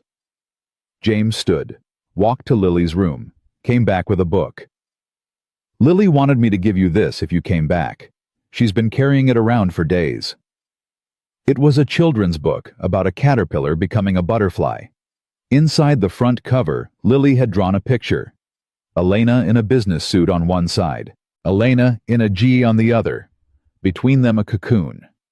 Under the drawing, Lily had written in careful letters, "The caterpillar has to get squishy before it can fly. That's okay. Squishy is part of the process." Elena felt her throat close. She's 8 years old. How does she understand things better than most adults? No idea. Terrifies me daily. James sat back down. But she's right. You're in the squishy phase. It's uncomfortable. It's unclear. But it's necessary. What if I don't become a butterfly? What if I'm just squishy forever? Then you'll be the squishiest person I know. Still beats being a caterpillar wearing butterfly wings and pretending to fly. Elena looked at him, really looked. How are you so calm about all this? I'm not calm. I'm faking it.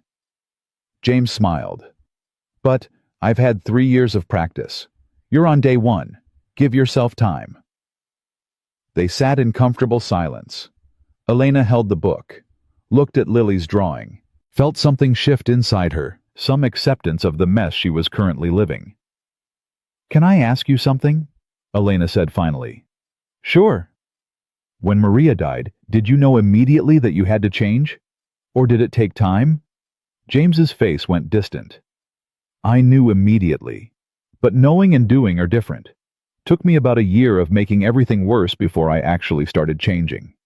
He rubbed his face. I kept trying to go back to who I was before. Kept thinking if I just worked harder, pushed more, forced it enough, I could return to normal. But there was no normal to return to. That person died with Maria. I had to learn to be someone new. Do you like who you became? Some days. Other days I miss the guy who knew what he was doing. James met her eyes. But I love my daughter more now. I'm present more now. I'm real more now. So yeah. Overall I like this version better. Even if he's messier. Elena thought about her 20 years of perfection, of control, of never allowing anyone to see the mess underneath. I don't know how to be messy. You're doing it right now. Sitting on my couch crying about quitting your job, asking advice from a security guard. That's pretty messy. This is the messiest I've ever been. Then you're making progress. James checked his watch. I have to get to work in an hour. You're welcome to stay here. Or go home. Or sit in your car some more. Whatever you need. Can I just stay? Not forever. Just today. I don't want to be alone in my apartment with my thoughts. Yeah, you can stay. James stood. There's food in the fridge, TV remotes on the coffee table. Lily's art supplies are everywhere if you want to fold something. Make yourself at home. He went to change for work. Elena sat on the couch holding a children's book about transformation and feeling more vulnerable than she'd felt in 20 years. Before James left, he paused at the door. Elena. For what it's worth, I'm proud of you. What you did today took more courage than any sparring match. After he left, Elena sat in the quiet apartment. Looked at Maria's photos on the walls, the paper cranes in the window, Lily's drawings everywhere. Evidence of a life built on love instead of achievement, connection instead of control. She picked up her phone, called her mother for the first time in 6 months. Mom? Elena. Her mother's voice was shocked. Are you okay? You never call? I'm not okay, but I'm trying to be. Elena felt tears again. I quit my job. Or took a leave. I don't know. I walked out of a board meeting and I have no idea what I'm doing. Silence on the other end. Mom, I'm here, just processing. Her mother's voice softened. Elena, honey, are you safe? Do you need... I need to tell you I'm sorry. For the last 20 years. For choosing work over family. For missing birthdays and holidays and every important moment. For being so focused on proving Dad wrong about emotions, being weakness, that I forgot how to feel anything. Her mother was crying now. Elena could hear it. Oh, sweetheart, you have nothing to apologize for. You were just trying to survive in a world that told you success required sacrifice. But I sacrificed the wrong things. Then don't do that anymore. It's not too late to choose differently.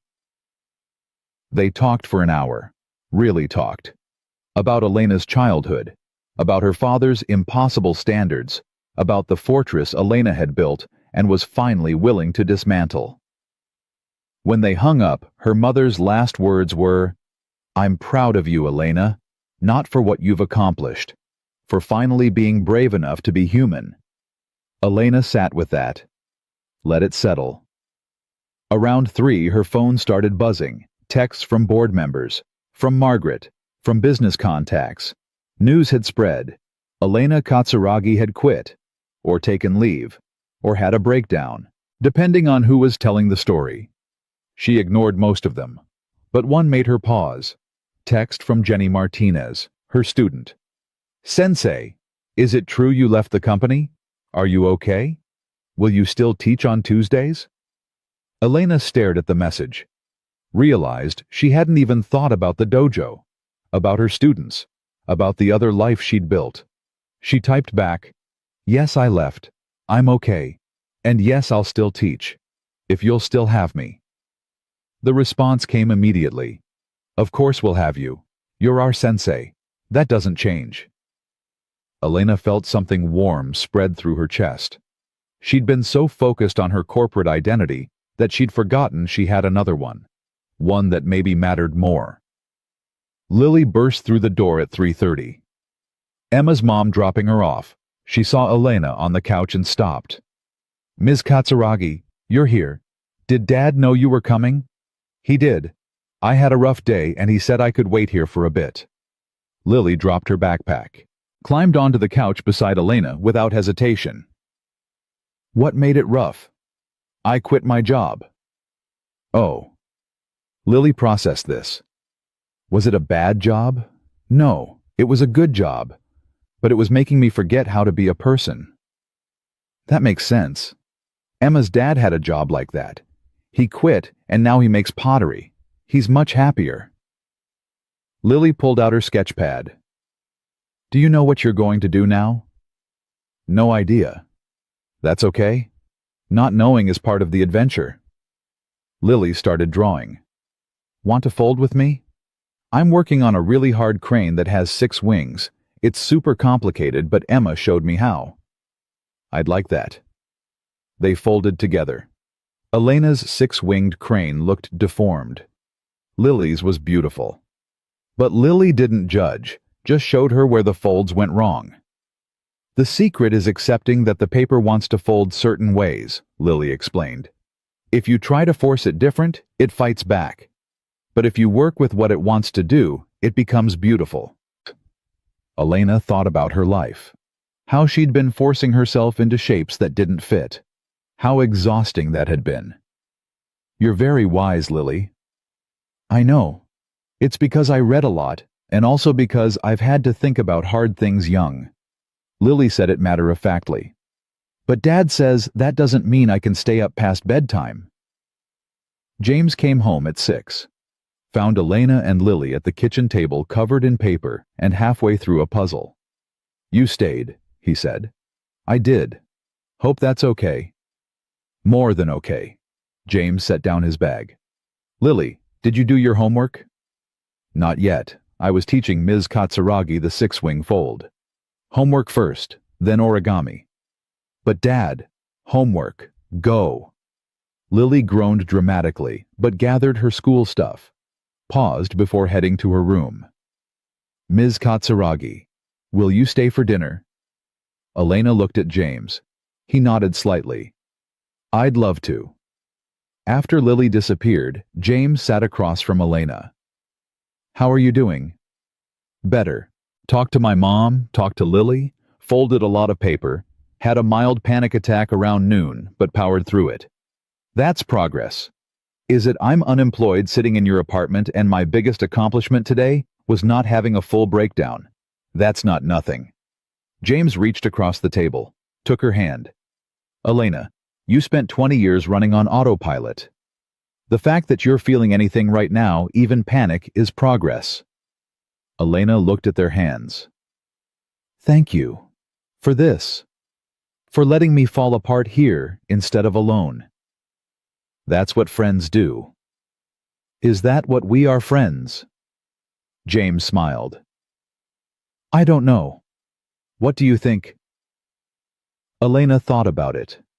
About the connection they'd built. About how safe she felt here. About how much Lily's acceptance meant. "I think we're people learning to be brave together," she said finally. "Friends is probably too simple a word. What's more complicated than friends?" "I don't know yet, but I want to find out." James's smile widened. "Yeah, me too." They sat holding hands across a table covered in origami paper while Lily did homework in the next room and dinner needed to be started. It was domestic and simple and the most real thing Elena had experienced in decades. "So," James said eventually, "what's next for Elena Katsuragi, newly unemployed? Tomorrow morning, I'm teaching at 7. Tuesday evening, I'm teaching my regular class. Between those, I'm going to figure out who I am without corporate titles and performance expectations." "That's ambitious." "I'm an ambitious person, apparently." Elena squeezed his hand. "But I'm also going to practice being present." being uncertain, being okay with not having answers. That's even more ambitious. Yeah, but I have good teachers. Elena looked toward Lily's room. Your daughter's been showing me how. She's good at that, showing people what matters. James stood. Come on, let's make dinner. Nothing fancy. Just pasta and whatever's in the fridge. But it'll be real food made by real people. That's enough for tonight. That sounds perfect. They cooked together. Nothing sophisticated. But Elena found joy in the simplicity. In chopping vegetables. In stirring sauce. In setting a table for 3. When Lily emerged homework finished, she smiled at the scene. This looks like a family dinner, she observed. Is that okay? James asked. More than okay. Lily climbed into her chair. This is what I wished for when I folded my 1,000 cranes. Not Mom coming back. Just not being so alone anymore. Elena felt her heart break and heal simultaneously. You're not alone, Lily. I know. Not anymore. Lily reached for the salad. Can we do this again? Family dinners? James looked at Elena, silently asking. Elena nodded. Yeah, we can do this again. They ate pasta, talked about nothing important. Lily told them about school drama.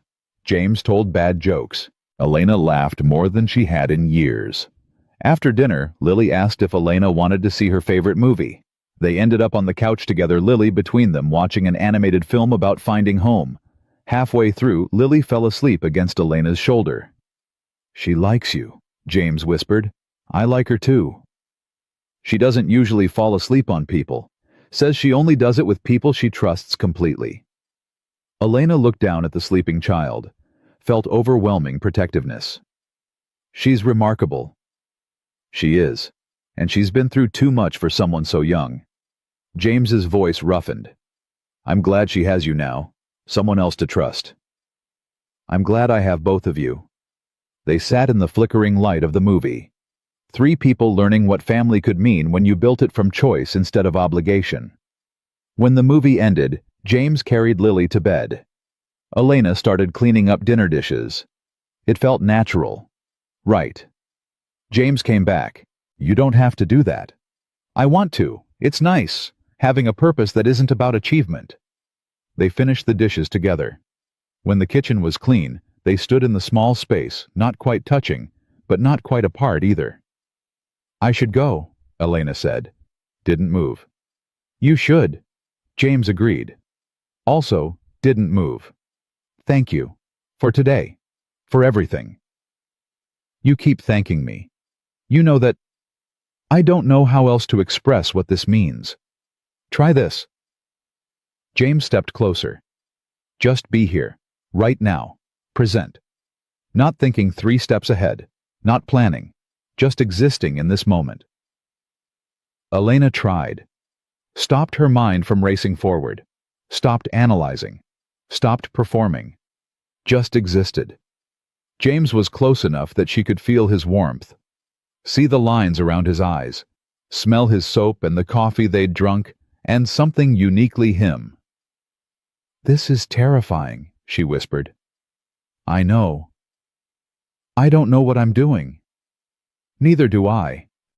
What if I mess this up? Then we figure it out. Together. James touched her face gently. Elena, I'm not asking you to have answers. I'm just asking you to be brave enough to be uncertain. I'm not good at uncertain. Nobody is. That's why it takes courage. They stood in the quiet kitchen while the city hummed outside and Lily slept down the hall. 2 broken people trying to figure out if their pieces fit together. Finally, Elena stepped back. I should really go. This time she meant it. James nodded, walked her to the door. See you tomorrow morning, he asked. At the dojo. You're coming to morning class. Figured I'd see what you're like when you're just teaching. Not performing. Just being sensei. That's going to be different now. Without the company. Without the pressure. I don't know what kind of teacher I'll be. Then we'll find out together. James smiled. That's becoming our theme. Elena left, drove home through the San Francisco night. Her apartment felt different when she walked in. Less like a fortress, more like just a space. She looked at the cranes on her desk, at Lily's drawings on her wall, at evidence that she was building something new. Her phone buzzed. Text from Margaret. Boss, the board's in chaos. Chen's already trying to position himself as permanent CEO. They're asking if you'll reconsider the leave. What should I tell them? Elena looked at the message for a long time. Then she typed, "Tell them no." And Margaret, "Stop calling me boss. I'm just Elena now, still figuring out what that means." She sent it, set the phone down, picked up paper, started folding. Tomorrow she'd teach without corporate pressure, would figure out who she was without titles, would learn to be present instead of perfect. Tonight she'd fold cranes and think about a man with tired eyes and a daughter who saw everything and the way it felt to exist without armor. The paper folded easier than usual, like it knew she'd stopped fighting what it wanted to be. Like maybe she'd finally stopped fighting what she wanted to be too. Outside, the city sparkled. Inside, Elena Katsuragi, just Elena, no titles, no armor-folded paper, and felt more alive than she'd felt in 20 years. The falling wasn't over. She was still in freefall. But for the first time, she wasn't falling alone. And that made all the difference. Morning came too early, and exactly on time. Elena stood outside the dojo at 6:45, keys in hand, feeling like she was about to teach her first class all over again. James arrived at 6:50. No uniform this time. Just workout clothes and that same calm presence that had first unnerved her 3 months ago. "You're really doing this?" Elena asked. "Told you I would. Want to see who you are when you're just teaching. What if I'm terrible?" "Then you'll be terrible. That's okay too." James pulled open the door. "Stop trying to predict the outcome. Just teach." Inside, students were already arriving. Jenny Martinez, David Kim, Sarah Chen, others who'd trained with Elena for years. They looked uncertain, curious, like they were waiting to see if their sensei had fundamentally changed or just had a temporary breakdown. Elena bowed to the training floor, felt the familiar peace of the space settle over her. No board watching, no reputation to protect, no performance required. Just her, the mat, and people who came to learn. "Good morning," she said, her voice steadier than expected. "Before we begin, I want to acknowledge that things have changed. I've changed. I left my company yesterday to figure out who I am without corporate titles and performance pressure." The students exchanged glances. No one spoke. "That means my teaching will probably change too," Elena continued. "I don't know exactly how yet, but I'm done pretending I have all the answers. I'm done performing perfection. From now on, we learn together. We fail together. We grow together." Silence. Then Jenny raised her hand. "Sensei, does this mean you're going to be less scary?" Elena almost smiled. "Probably not, but I might be less scary for the right reasons." They started with warm-ups. Elena moved through familiar patterns, but felt them differently. Less performance, more presence. She caught herself thinking ahead 3 times and deliberately stopped.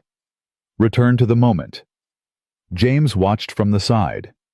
Not judging, just observing. Elena found his presence grounding instead of distracting. When they moved to partner work, Elena paired with David. "Attack me," she said. "For real. Not the polite version where you're afraid to actually challenge me." David hesitated. "Sensei." "Elena, and I mean it. Attack like you mean it." David did. Full commitment. Real speed. Elena moved to respond with her usual technical precision, then stopped. Let her body respond instead of her brain. She didn't execute perfect technique. She adapted, flowed, made mistakes, and corrected them mid-motion. David ended up on the ground, but Elena had gotten there through instinct instead of rehearsed patterns. "That was different," David said, getting up. Better or worse? Different. More real somehow. They worked for an hour. Elena teaching not from superiority, but from shared exploration. Students made mistakes. So did she. They laughed together, figured things out together. When class ended, students lingered. "Sensei," Sarah said carefully, "that was the best class I've had in years. You were, I don't know, present." "Thank you. I'm trying to be." After everyone left, James walked onto the mat. "Well, you're a completely different teacher without the armor," he said. "Better, more real, more effective. I made so many mistakes. You made human mistakes. Then you corrected them. That's better teaching than fake perfection." James moved into ready position. "Want to spar?" "Now, unless you're scared." Elena smiled, took her stance. "Always." They moved together. But this time, Elena wasn't trying to prove anything. Wasn't trying to dominate or impress. Just responding. Adapting. Being present. She still ended up on the ground more than she'd like. But she was learning. Actually, learning. When they finished both breathing hard, James extended his hand, pulled her up. "You're getting better at this," he said.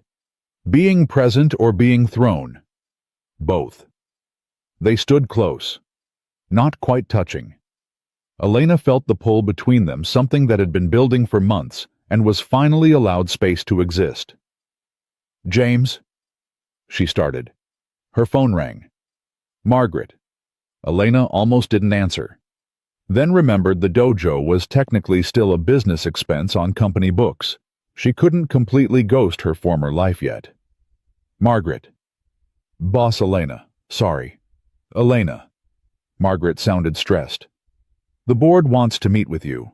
Today, if possible. Chen's been positioning himself as permanent CEO, but the shareholders are revolting. Stocks dropped 12%. Major clients are threatening to pull contracts. They need you back." Elena felt the old pull, the instinct to fix, to control, to prove she was indispensable. "Tell them no." "What?"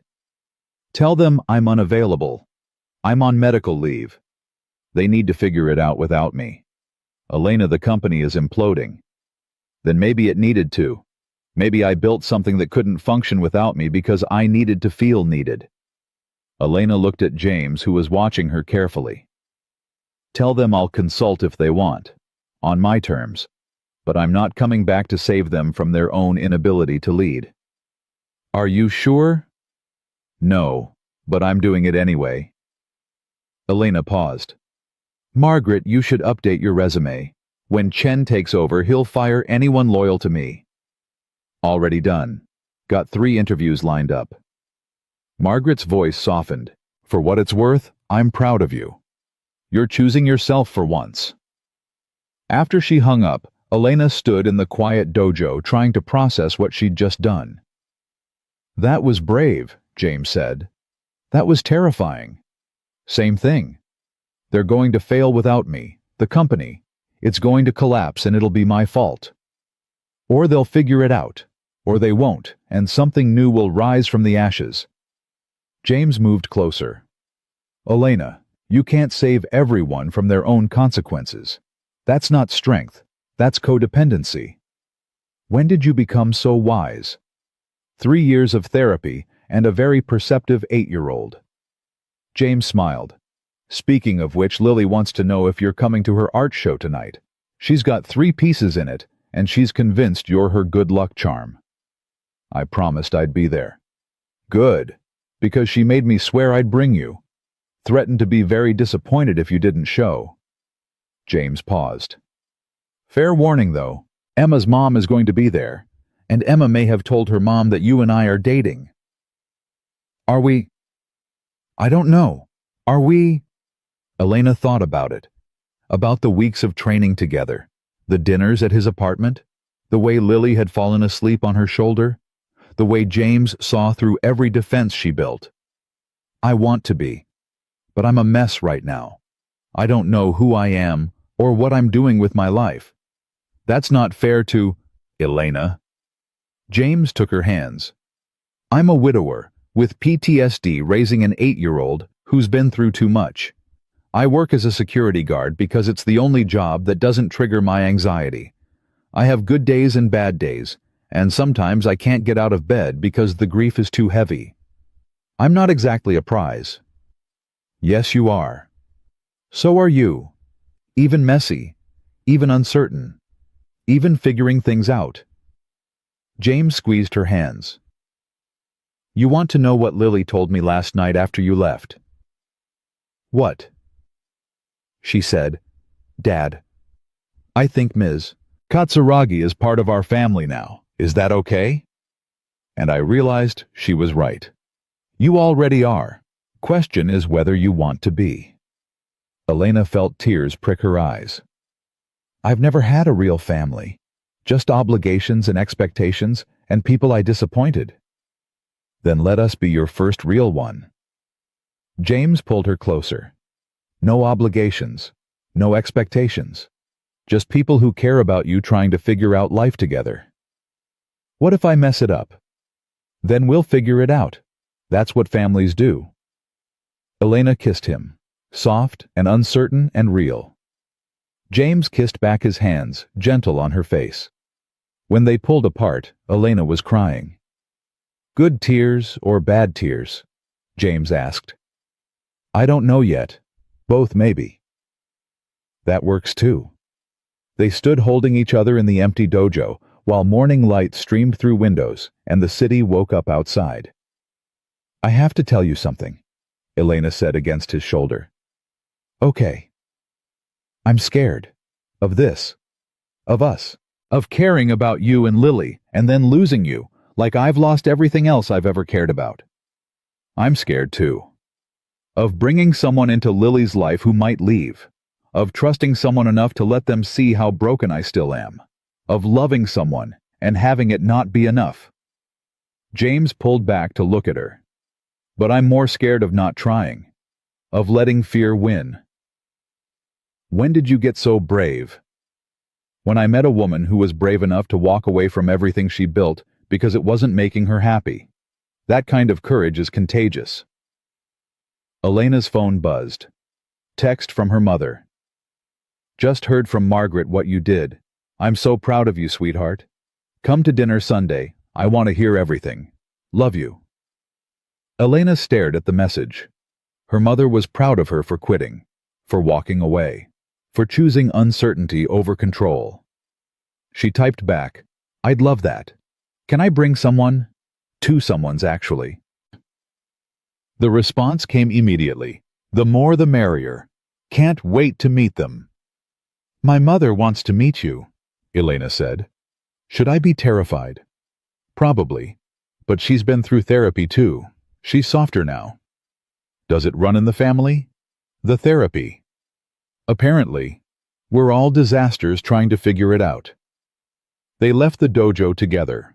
James had to get to work. Elena had nowhere to be. For the first time in 20 years, her day was completely unstructured. It was terrifying and wonderful. She spent the day doing nothing productive. Walked through the city, sat in coffee shops, watched people live their lives, bought flowers for no reason, called her mother back, and talked for 2 hours about nothing important. Around 4, she went home to change for Lily's art show. Stood in her closet looking at business suits and designer clothes, and realized none of it fit who she was becoming. She put on jeans, a simple sweater, comfortable shoes, looked in the mirror and barely recognized herself. But she looked happy. The art show was in the same community center where Elena had first seen Lily's work. The walls were covered in children's creativity. Parents filled the space, voices overlapping in pride and encouragement. Lily found Elena immediately. You came. I promised. And you brought Dad. Lily looked between them. Grinned. Did you kiss Emma's mom? Said you probably would. Lily, James started. We might have, Elena said. Is that okay? More than okay. I've been hoping you would. Emma and I had a bet about how long it would take. Lily grabbed Elena's hand. Come see my pieces. They're all about transformation. The first piece was a painting. A woman shedding armor piece by piece until she was just a person underneath. The armor was painted in sharp, cold metallics. The person underneath was warm and soft and uncertain. "This is you," Lily explained, learning to be Elena instead of Sensei Katsuragi. Elena felt her breath catch. "Lily, this is remarkable." "I know. Emma says I have a gift for seeing people's insides." Lily pulled her to the next piece. This one's Dad. It was a sculpture made of origami, a man built from 1,000 folded cranes. Some cranes were dark, some bright, all of them necessary to create the whole. "Dad's made of all the sad parts and happy parts together," Lily explained. "You can't take out the sad cranes without the whole thing falling apart. The sad is structural." James was staring at the sculpture with tears in his eyes. "When did you make this?" he asked roughly. "During therapy. Dr. Sarah said I should show you how I see you, so you know I'm not afraid of the sad parts." James pulled Lily into a hug, held her tight. "I love you so much, kid." "I know. Love you too." Lily wriggled free. "Now come see the one that's both of you." The third piece was a mixed media work, two figures walking toward each other through a landscape that was half broken and half healing. Between them, paper cranes flew up from the broken parts and landed on the healing parts, building bridges. "This is called finding each other in the wreckage," Lily said. "It's about how sometimes the broken places are where you find the people who matter."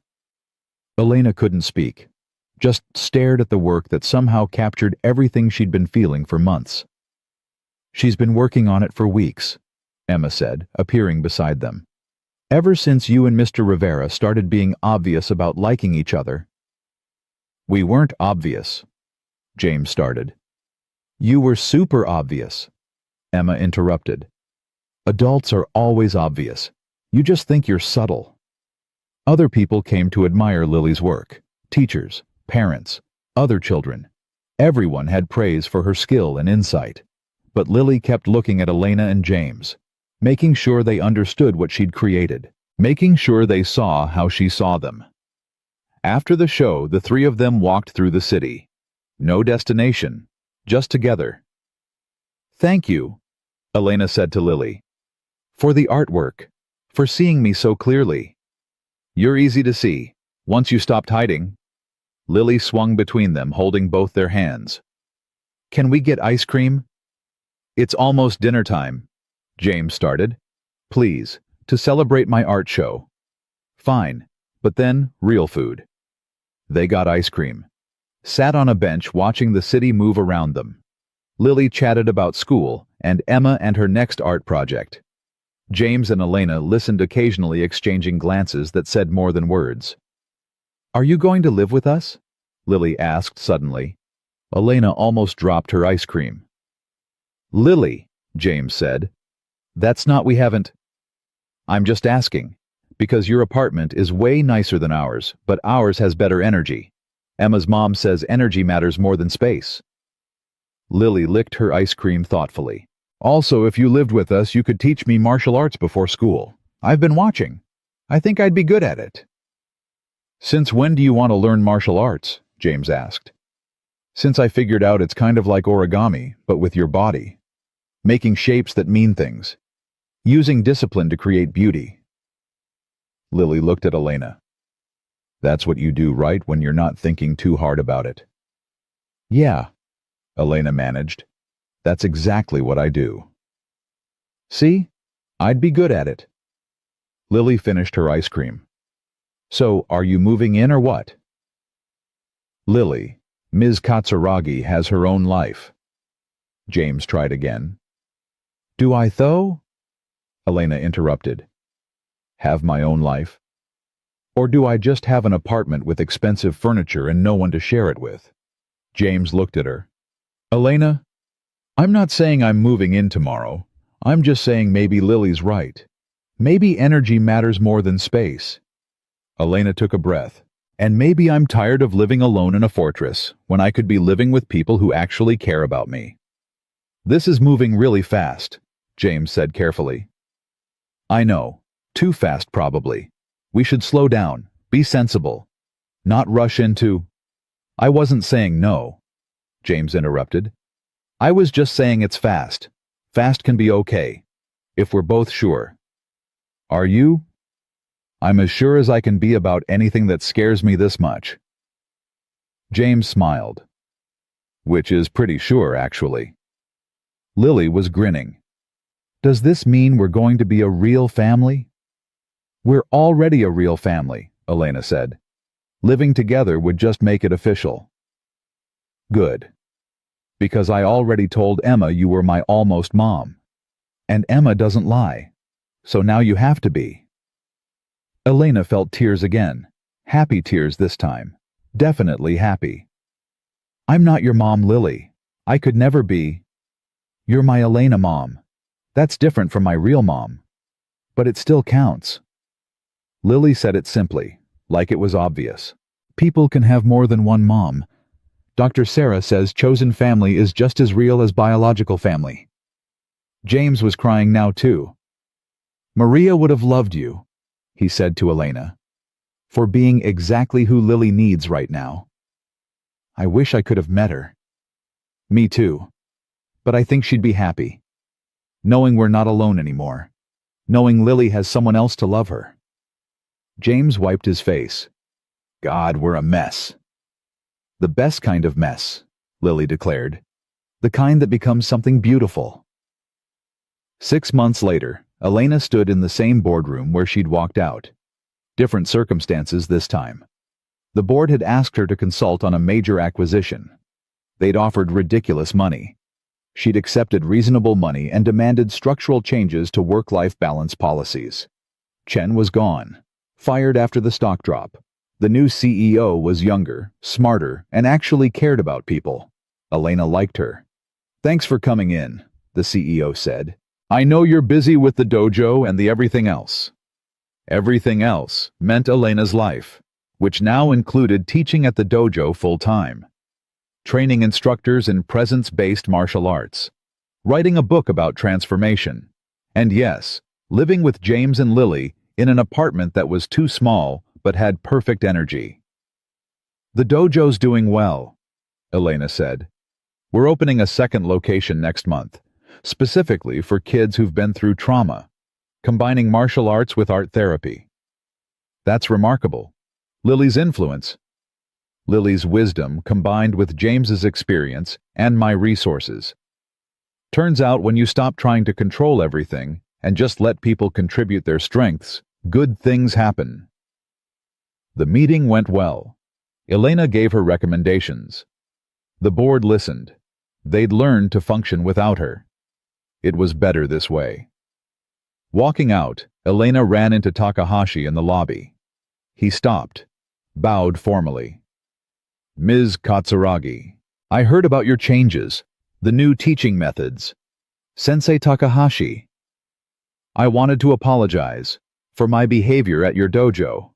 I was threatened by what you were building, by the idea that classical methods might not be the only path. He paused. I've been studying your approach, the integration of presence and technique. It's remarkable work. Thank you. That means a lot. I wonder would you be willing to demonstrate at the regional conference next month, show other instructors what you've developed? The old Elena would have said yes immediately, seen it as validation, proof she'd been right all along. The new Elena thought about it. I'll think about it, but if I do, James comes with me. He's as much a part of this method as I am, maybe more. The security guard, the teacher, the survivor. The man who showed me that real strength doesn't require armor. Elena smiled. He's pretty remarkable, actually. I'd be honored to learn from both of you. Later that evening, Elena sat at the dinner table she now shared with James and Lily.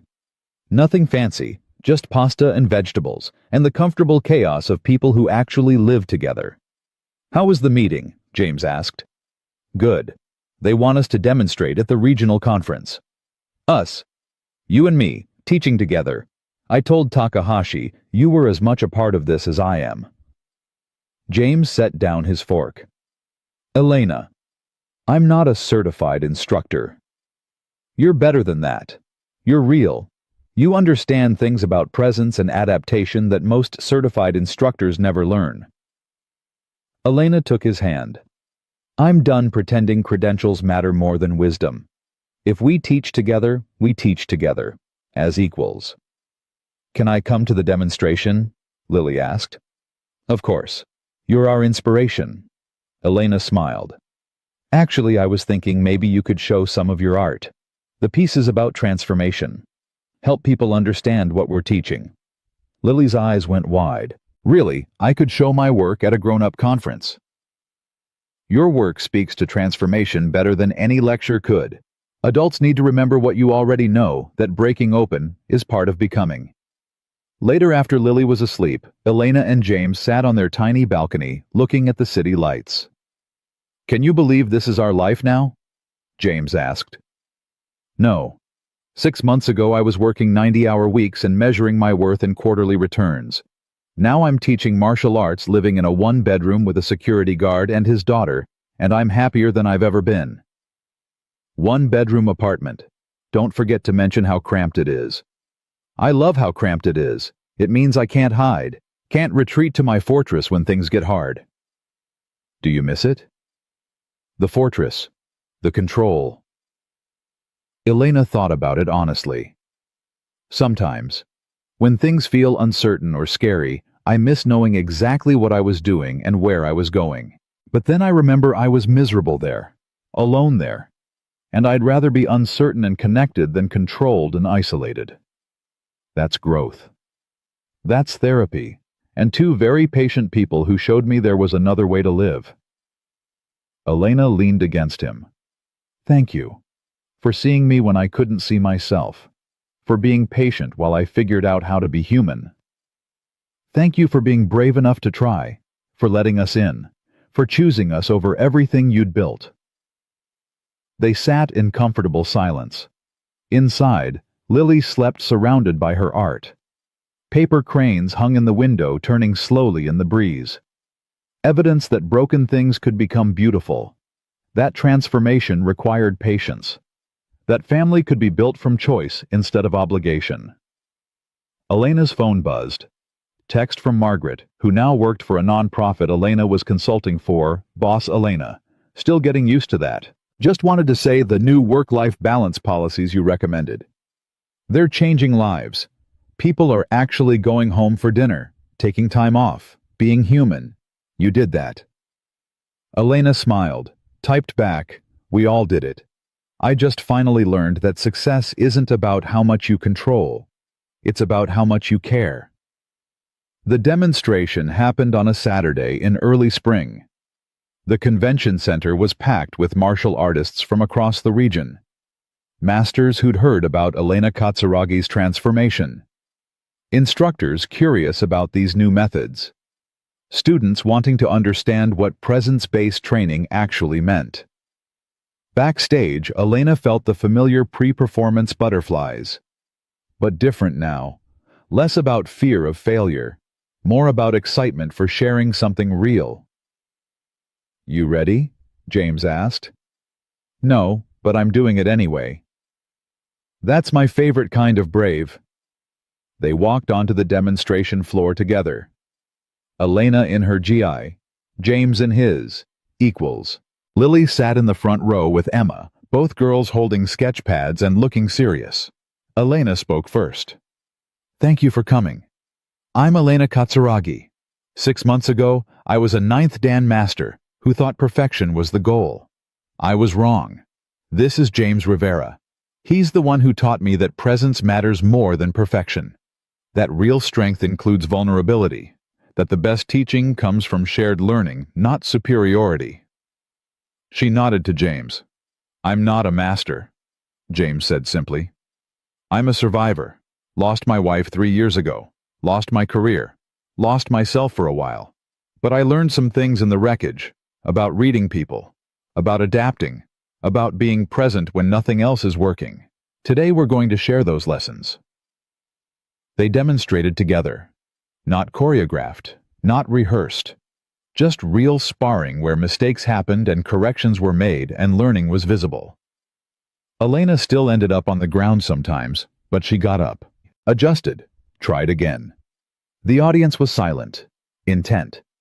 After the physical demonstration, Elena invited Lily forward. This is Lily Rivera. She's 8, and she understands transformation better than most adults. Elena gestured to the display boards they'd set up. These are her pieces about change, about breaking, about becoming.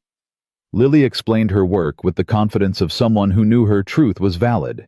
She talked about her mom dying, about her dad learning to be present, about Elena shedding armor, about how the broken places were where you found the people who mattered. There wasn't a dry eye in the audience. During the Q&A, an older instructor stood. Ms. Katsuragi, what you're describing sounds like abandoning classical training for emotional work. How do you maintain standards? I don't maintain standards, Elena replied. I maintain presence. The standards emerge naturally when people are actually engaged instead of just performing, when your present technique becomes expression instead of requirement. That's higher standard, not lower. Another hand. But without strict discipline, how do you prevent chaos? James answered this one. You don't prevent chaos. You work with it. Life is chaotic. Training that pretends otherwise doesn't prepare people for reality. We teach adaptation, not rigid patterns. That's not less disciplined. It's more practical. The questions continued, some skeptical, some genuinely curious. Elena answered honestly, admitted what she didn't know, invited dialogue instead of defending positions. It was the opposite of how she'd operated for 20 years. It was so much better. After the demonstration, people lingered, wanted to talk, wanted to understand, wanted to learn more. Takahashi approached. That was remarkable. Truly, I've never seen teaching that vulnerable and that powerful simultaneously. Vulnerability is power, Elena said. Took me 20 years to learn that. Would you consider training instructors in this method? I know several schools that would benefit. Elena looked at James. He nodded slightly. We'll think about it. But if we do it as partners. James and I teach together or not at all. Of course. I wouldn't expect otherwise. Takahashi bowed. Thank you for showing us a different path. That evening, the three of them celebrated at their favorite diner.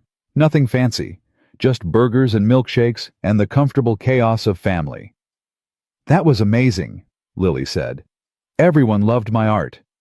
Because your art is amazing, Elena replied. Also because it's true.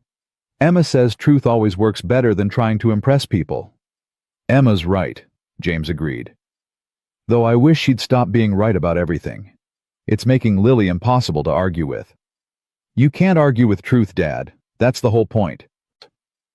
After dinner, walking home through the spring evening, Lily between them holding both their hands, Elena felt something she'd spent 20 years looking for. Peace, connection, purpose that came from contributing instead of controlling. I love you both, she said suddenly. I know I don't say it enough, but I do. I love you so much. Lily squeezed her hand. We love you too, obviously. That's why we're a family. James pulled them both closer. Yeah, what she said. They walked home through their neighborhood, past the corner store where the owner knew their names, past the park where Lily played, past James's old building that was now their building, that was now home. Inside their cramped apartment with perfect energy, Lily got ready for bed. Came out in pajamas holding a drawing. I made this today, during the demonstration. She handed it to Elena. It was a picture of three people standing on a mat, not sparring, just standing together. The caption read, "Family doesn't mean perfect, it means present." Elena felt tears, happy tears that came easily now. Lily, this is beautiful. I know. I'm really good at drawing truth. Lily hugged them both. Night. Love you. After she went to bed, Elena and James stood in their tiny kitchen, looking at the drawing. She's right, you know. James said, about presence being what matters. She's usually right, it's annoying. But accurate. James pulled Elena close. You happy? Terrified, uncertain about the future, no idea what comes next. Elena smiled. And yes, completely happy. Good. Because I'm planning to keep you around for a while. How long? How about forever? Is forever good? Elena kissed him, soft and sure and real. Forever is good. They stood in their kitchen while Lily slept and the city hummed outside and paper cranes turned slowly in the window. 3 people who'd been broken, learning to be whole. 3 people who'd been alone, learning to be family. 3 people who'd been performing, learning to be present. Elena thought about the board meeting where this had started, about her fist stopping 1 inch from the table, about the smile that had changed everything. She'd thought she was strong when she could control everything, when she could predict outcomes, when she could perform perfection without breaking. She'd been wrong. Real strength was standing in this cramped kitchen with calloused hands in hers, and an 8-year-old artist sleeping down the hall and no idea what tomorrow would bring, and being okay with all of it. Real strength was choosing connection over control, presence over perfection, love over achievement. Real strength was learning that breaking open wasn't failure, it was the only way light got in. Elena Katsuragi. Just. Elena now. No titles. No armor, stood in her small apartment with her chosen family, and felt more powerful than she'd ever felt in any boardroom or on any training mat. Because this time the power came from truth instead of performance. And that made all the difference.